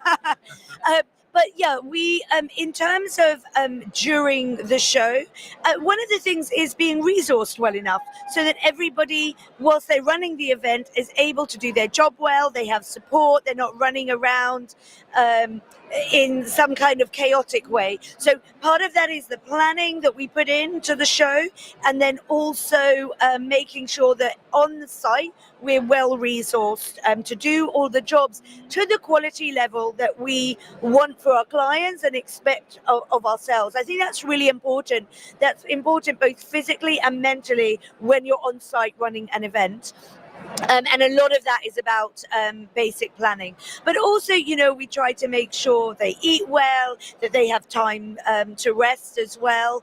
And, you know, we're talking to them about that. When we're during the year, we do a lot for our team in terms of well-being. We have quite a comprehensive employee well-being program and engagement program, a lot of opportunities, whether it's we have mental health first aiders within the team. We have support leave that people can take. So we have a lot of different programs. And I think probably the most popular one is in the few weeks running up to the show, we have a massage therapist coming to the office a couple of days a week just to give some massages. And we all enjoy that one the most, I think. Yeah. I think after 2 days of IMEX, we're all thinking about that message right now. But let me go back on something that has also been a very big topic in the industry and in general in economy. We know that the ESRS regulation is coming to force. A lot of companies are already obliged to report. And this is a game changer in how we look at sustainability. And within a couple of years, everybody will have to oblige. What does that mean for you? How are you looking at the new regulation and how does it affect you? Yeah, I'm pleased you brought that up. I think it's critical, not just for us as a business, but for our industry as a whole to really understand the need to look at sustainability much more holistically. I was interviewing somebody earlier in a session, Danny Pecorelli, who is the first B Corp hotel group in the UK. And, you know, he was really talking about the need to look at people, planet and purpose all together, and profit all together. It's not a bad thing to make a profit. We need to make a profit as a business, but we need to do that in a responsible way, looking after the planet and looking after our people.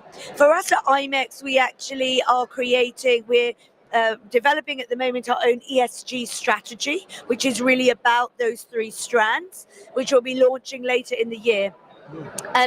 As an event organizer, it's very important for us that we minimize the negative environmental effects that obviously are created by bringing people together, but we can really minimize those effects. So a small example, but a very big impact, is that the only thing left in IMEX that has single-use plastic is the small floor stickers with the booth numbers. That is the only thing left with plastic in the entire show.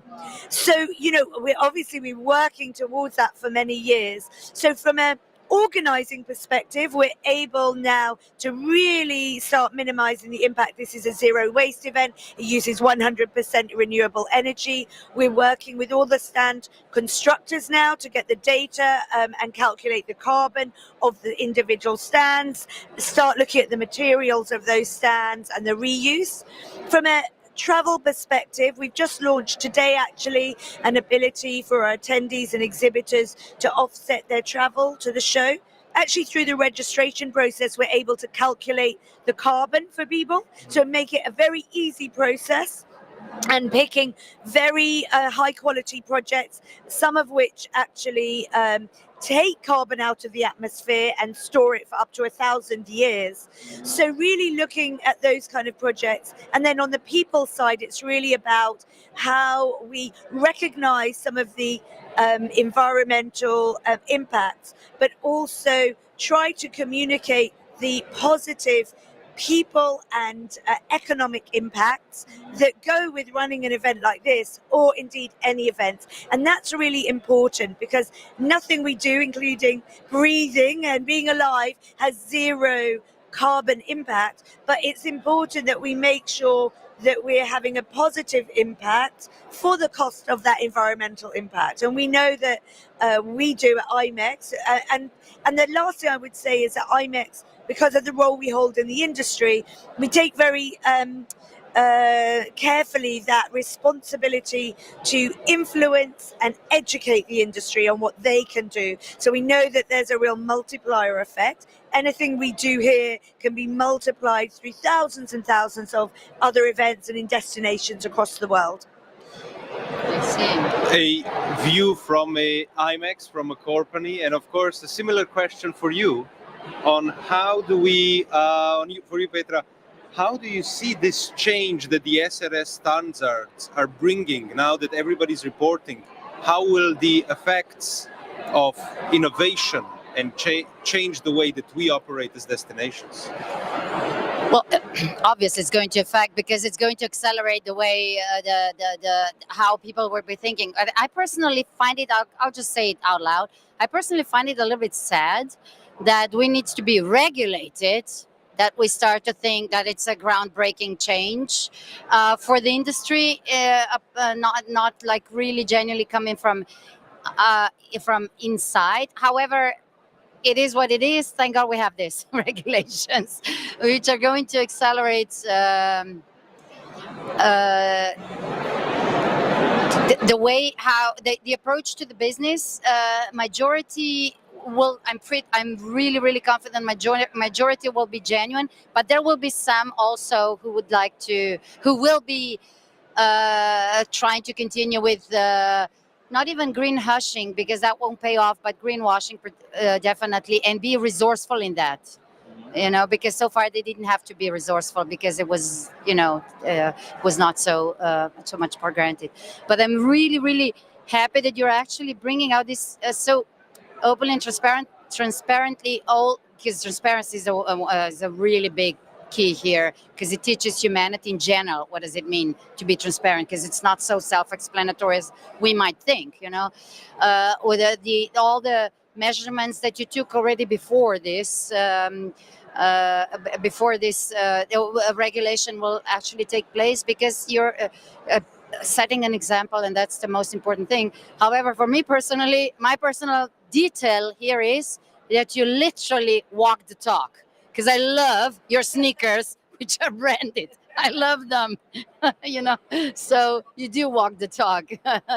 Yeah, even from what we see. So we are coming to the end of our nice discussion with our signature fire questions. Petra, for you, day or night? Day. Day. Yeah, Okay. day. Can you explain that? Yeah, because if I have a proper night's sleep, then I will have my day to the fullest. Carina, it's obvious. High heels or sneakers? Sneakers. Okay. Definitely. Okay. Carina, mountains or the sea? Mountains. Mountains. I will not ask you that one, Petra. I will ask you, do you prefer cooking or eating? I actually prefer cooking. Yeah.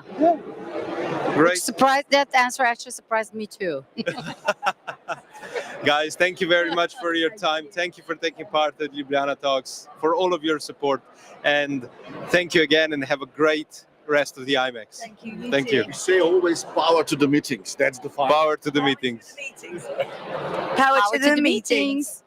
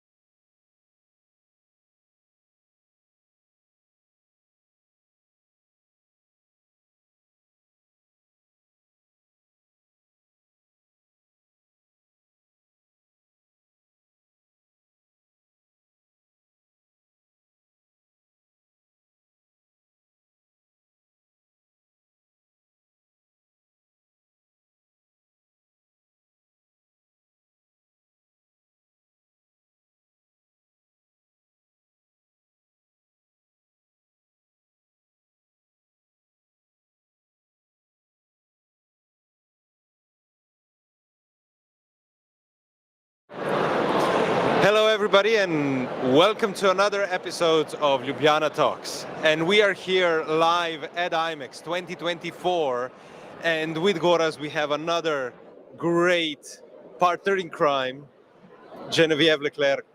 Thank you very much for being with us. Thank you for inviting me. It is a conversation of doing this talk we started actually a while ago. And we said that we are actually going to be talking about the Politicians Forum, because that is something that you are very deeply involved with, and here in IMEX it's where it all happened. So can you brief us on We'll what is talk going about impact There we go. and impact talk at the Politicians Forum. Thank you for inviting me, guys. I actually invited myself. I asked Jan, can I come on Ljubljana Talks? And he was You are thrilled. absolutely welcome. One of the reasons I'm here at IMEX, but one of the reasons I think I'm still in the industry is, you know, how much of a believer I am in the power of meetings. I think you wrote a book about that. But most importantly, I think I'm an advocate to help and support the industry walking that path. And the Politicians Forum at IMEX is doing that. So I've been involved for a couple of years. The masterminds behind it are obviously Natascha, Martin and Jane. But as a facilitator, I've loved the experience of being able to engage with policymakers and their CVBs or DMOs. And the conversations in the last 2 years have really evolved and have really centered around how do policymakers use this industry, these events, as strategic drivers. And we are seeing how more and more they have been educated. They're coming with smart questions. They've got ambitions. It's great to see. And it's not just the ownership of a few small Northern European countries anymore. It's across the board. It's amazing. But let's go back to the roots. I always ask this question. Yes. Who are you? What is your background, Geneviève? Can you tell us more about yourself? Because the audience needs to learn more about how you came to this position you have today. So probably 100% of people fell into it by accident or very close to that. So I'm an anthropologist by trade. And I never done anthropology, but I do anthropology every day in this industry. So I started as a summer, yes, absolutely, as you do geography. Exactly the same. Yeah. I started working for a Canadian association as a university student in the summer. So I actually started working 33 years ago. I've just given away my age.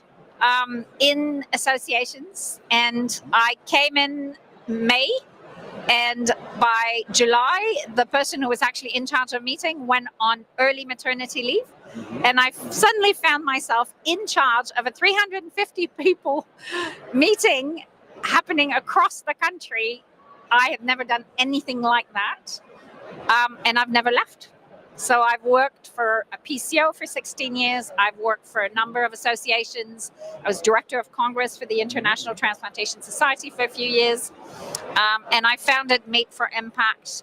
It was actually a life buoy. If I hadn't found that purpose, I probably would have left the industry. I was questioning my role in the industry. And when I started working on the question, what's the purpose, what's the impact of this industry, it's what's kept me. And it's now been my purpose for almost 7 years. Amazing. Well, your name of the company is Nomen est Omen. It says everything. It's pretty clear. Our branding is not confusing. What is not clear, I will go straight to the point, is what we are talking for 3 days now already, or 2 days with Jan and our guests. Impact, legacy, regeneration, and some other words too. It's lots of words. Yeah.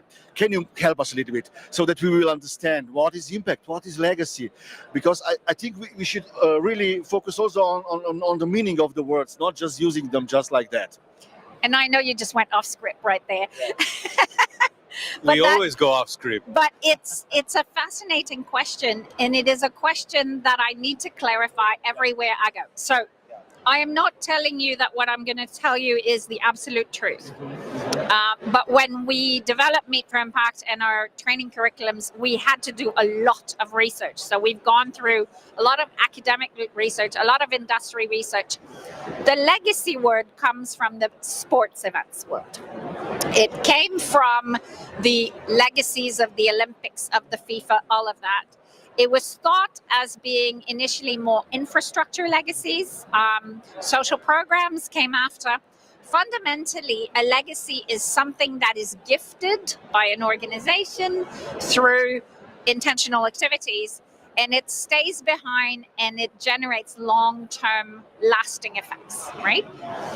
The legacy is the point of view of the organization that is leaving the legacy. So if you leave a legacy to your children, to your community, it's you giving them a legacy. It talks about your role in that. It talks about what you've done. It doesn't talk about the benefit to the people you're leaving it to. So the impact is the other side of that same coin. The impact is the change that is being created by the legacy. So if the legacy is a sports stadium, the impact is all of the access to sports that kids in that community have. If the legacy is a new law, the impact is the well-being of people that will benefit from that law. So it goes hand in hand. It's interchangeably used in our industry, but the actual meaning of the word is not exactly the same. And we differ a little bit on this. I don't try to say the legacy is short-term or long-term. I just think the legacy is what you're planning for, what you're creating, what you're leaving behind. But what we're actually going to measure is the impact felt by whoever's receiving the legacy. And impact is fundamentally a change. It's an improvement from the situation today to the situation in the future. And it's that gap, it's that differential that you are measuring. And you can say impact happened. And that only occurs if there was a gap. Was there something missing? Was there a need? Was there a problem? Was there an issue to be solved? And if that has contributed to solving that issue and we've closed the gap, then we have impact. Impact is where we can measure, am I right? Impact is where we can measure. It is hard to measure, but it is what we should be measuring. Well, coming from words to measurements to actions, we live in a time of crisis. Yes. We live in a time where we know we have a problem that we need to solve. A big one. So, we talk a lot about small steps. Are small steps enough? No. I think we all know that small steps are not enough. I think we need big, bold steps. There is a conversation that is being seized around this industry, which is very much around carbon, right? And the C word. My position on that is that it's an incredibly important factor, but we cannot have a one metric myopic. On the positive side, we have a one metric myopic. It's called economic impact. It's the only metric that we have. On the negative side, we have a one metric myopic, which is called carbon. We need to look at it from both sides with a much more complex understanding, and it's a complex interplay of indicators. And at the moment, if we're equating economic and carbon, it's clear who loses. The carbon is much more impactful and is much more of a big problem. At the same time, I'm one of those people, I believe in meetings, and I honestly think we're not going to have safe aviation fuel in 10 years or sustainable aviation fuel in 10 years if we stop meeting. We're not going to find a cure to cancer in 10 years if we stop meeting, because this is where the innovation happened. This is where the sparks happen. This is where the important conversation happened. So we need to find a balance, and I don't think we've found it yet. Amazing. Do you believe, I mean, there is certain carbon footprint of this event and any event in the world, actually, we can measure that everything is clear about that, it's not complicated. Yeah, it's easy. Actually now, with the European legislation, it's even more easier. But here we are. and there is an impact of this event we do not measure actually. Is in your opinion this more important or beyond carbon at the end of the day, and more important than offsetting? And do you believe in offsetting? I don't believe that offsetting is the ultimate solution. No. Yeah. I think it's a transitional solution. Okay. I think offsetting at the moment is very much used to greenwash by a lot of people. At the same time, I'm guilty of offsetting. You probably are. A portion of our carbon reduction or carbon mitigation techniques includes offsetting. I do think that there are better solutions which we need to finance. We are in a crisis, and I am not sure that we're headed the right way, honestly, with this industry. I'm not a climate expert, and I'm not a carbon offsetting expert. We're a social impact enterprise. So, for example, a lot of the things that we invest in is trying to mitigate at the source. I'll give you an example. One of our carbon offsetting partner for, my travel footprint is a social impact consultancy that educates children about the environment and that aims to change the behavior of children in their future life. So this program has been proven that if you, for example, educate a child who will go on and educate your family, right? If you've got kids that are 10, 12 years old, you know how they can really pester you about changing the habits of the family. They have actually found that a child that is educated will reduce at the source the production of carbon, because they will actually successfully change their behavior and the families in the future. And we love that project because it's an education project, it's a social impact project, it's a carbon reduction project. So we have a portfolio. We do different things. We do traditional offsetting. We do more like renewable energies. We'd like to look into carbon capture, like real capture in the future. But in the meantime, we try to also align with our values and to encourage programs that we think are delivering value way beyond just the, the simple offset. Working with Aboriginal-owned businesses, for example, in natural resource, conserving natural resources in Canada, for me makes sense, right? Yeah. I listened a few days ago, one of our first podcasts during the Corona, we started with that. And I was so naive and so full of energy and positive thinking that after the Corona, this industry will be completely different. I even preached about that at that time, Jan, you remember that? But where we are now, so we are back on track or what? No, we're not. No? No. There's more meetings and more stuff happening.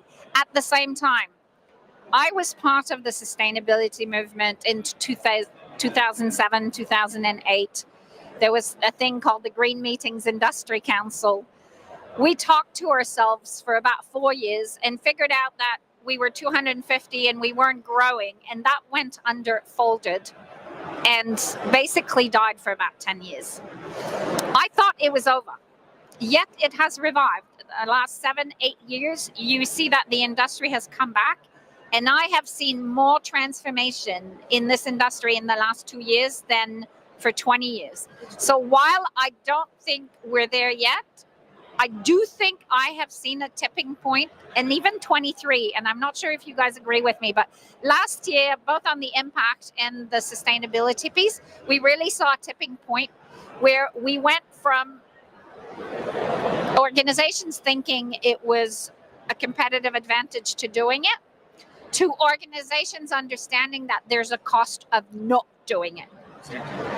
And it's a really good point. Yeah, and I think we're there. I think we're there is that tipping point. There still are some organizations that don't get it, and we don't work with those organizations.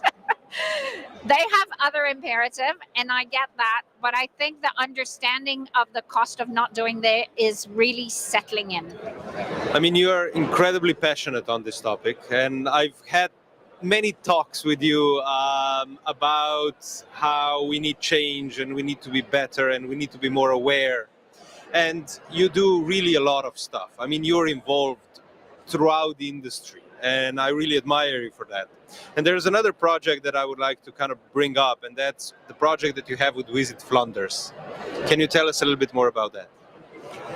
Visit Flanders has been an amazing partner in our growth because about 2.5 years ago, they published a call for tender, and they had come to this by themselves. They had started investigating impact and legacy, but they were looking for a partner to move to the next step. And we won that tender, and we were very proud of it. And it's been an ongoing collaboration for 2.5 years. So what Flanders wanted to do, they were the first ones in wanting to do that. It was a social innovation project. They wanted to create an impact and legacy strategy, but they wanted to do it through an open innovation process. And they wanted to partner with us to do that. And basically by sourcing events, and by building the knowledge and the capacity through doing. So they weren't storytelling, they were story doing. And they started one by one. We accompanied them through 5 events where we came in, we said, this is a draft methodology, let's test it, let's refine it together. And we worked with 5 different organizations, international conventions, European, even a sports and culture events. And what has come out of that is A, some really cool case studies, B, probably the best trained team or one of the best trained teams across the convention bureaus in Europe. It's become their brand. So instead of putting legacy as a paragraph in their bid proposal, it is throughout everything they do. They've managed to bring together an incredible ecosystem across the Flemish region, from policymakers, from industry, from startups, from academics, working on this legacy and impact piece. I think they're really changing the industry. They're changing the narrative, but they're doing it leading by example, not just creating strategies and printing it. It's not a marketing strategy for them, where we're still seeing it with a lot of other destinations where it's a marketing strategy. So this seat from Flanders is growing. So what is happening in other countries in Europe? Do you have or in the States? Is there any other example of something like that? Yeah, absolutely. I mean, Flanders in Europe, I think the leading was Copenhagen, even before Flanders started. I think you guys in Slovenia have done great things. It's called differently. You've packaged it differently, but it's fundamentally the same values and principles that is animating that. Doing some great work. The British Isles and Ireland are doing some really great work that is essentially value-based. And this is one of the things we've seen. We've seen it when it's marketing-driven, or we've seen it when it's value-driven. And the work that we're doing and seeing out of the whole UK, Scotland, Republic of Ireland, North Ireland, there is a great deal of great value-driven work being done there. Australia, they were some of the precursors. They were some of the first ones where a government around 2008 was the first one to say meetings are going to be part of our strategic portfolio of activities, and we are going to use meeting to drive social and economic progress in Australia. They've done the most research. They are advanced. Now they're trying to get to the next level. In North America, I think Canada's definitely leading. It's a bit longer to come out of the United States. And what we're seeing is Latin America is rising. They want it. They understand it. I think that in a developing region, it's probably even easier to connect the dots on how meetings can truly have a catalytic influence. Sarawak, I've just come back from Sarawak. We were there 2 weeks ago with our partners from Gaining Edge and ICA doing a masterclass. Fantastic place, driven people. They really understand it. They not only understand it as a strategy to win bids and implement events, they have it embedded across all of the government departments. It's part of a strategic plan. Their subvention funds are dependent on it. They've got a measurement partnership with universities. They're publishing a scientific journal. So if you're looking for some great work, that's there. And I would say that out of, we're going to see some really good things out of Singapore, probably coming out in the next few months, and a couple of Asian destinations as well. So it's taken ground. Well, amazing.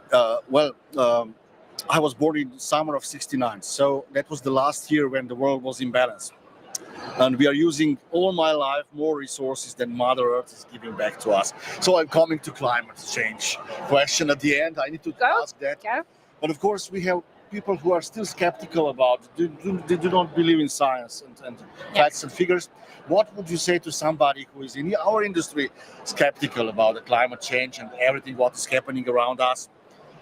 Do you have an answer for that? I really struggle with that. I'll be super honest with you. I know we have to keep the dialogue open. Yeah. I'm probably going to be the one who's going to walk away. There's so many people who want to create change. There's so many people that are kind of value focused that I'm not going to be the one who's going to try to convince the ones that aren't convinced. I will probably lose patience. I'm a bit sanguine that way. So I would rather that someone else who is, an evangelist do that. I honestly do not understand it. To be honest, I don't. I just don't get it. I don't get it. I can be political and say, yes, I will discuss it with them. I will have dialogue. Probably not. I'll probably walk away because I don't get it. Well, we are coming towards the end of this dialogue, and we usually finish with some short questions. Okay. You can also answer quickly or you can elaborate. So, the first one will be, do you prefer cooking or eating? I love cooking, but I prefer eating. I also travel too much to do any cooking these days. Imagine. High tech or high touch? High tech or high touch? High touch. Mountains or the sea? Definitely the sea. You know that. I thought so. I'm a certified skipper. I will take the sea any day. I'm just checking on your dedication there. So no, please find me a sailboat and let's sail away. Thank you so much for your time. Thank you for this wonderful conversation. Thank you guys. Thank you for doing this. Thank you for being here. You are creating change in your own way, and that's awesome. Thank you. That's the reason why we are doing this. Thank you. Thank you for being on Ljubljana Talks. Thank you for being on Ljubljana Talks, listening for us. Always say power to the meetings. And power to the meetings. Power to the meetings.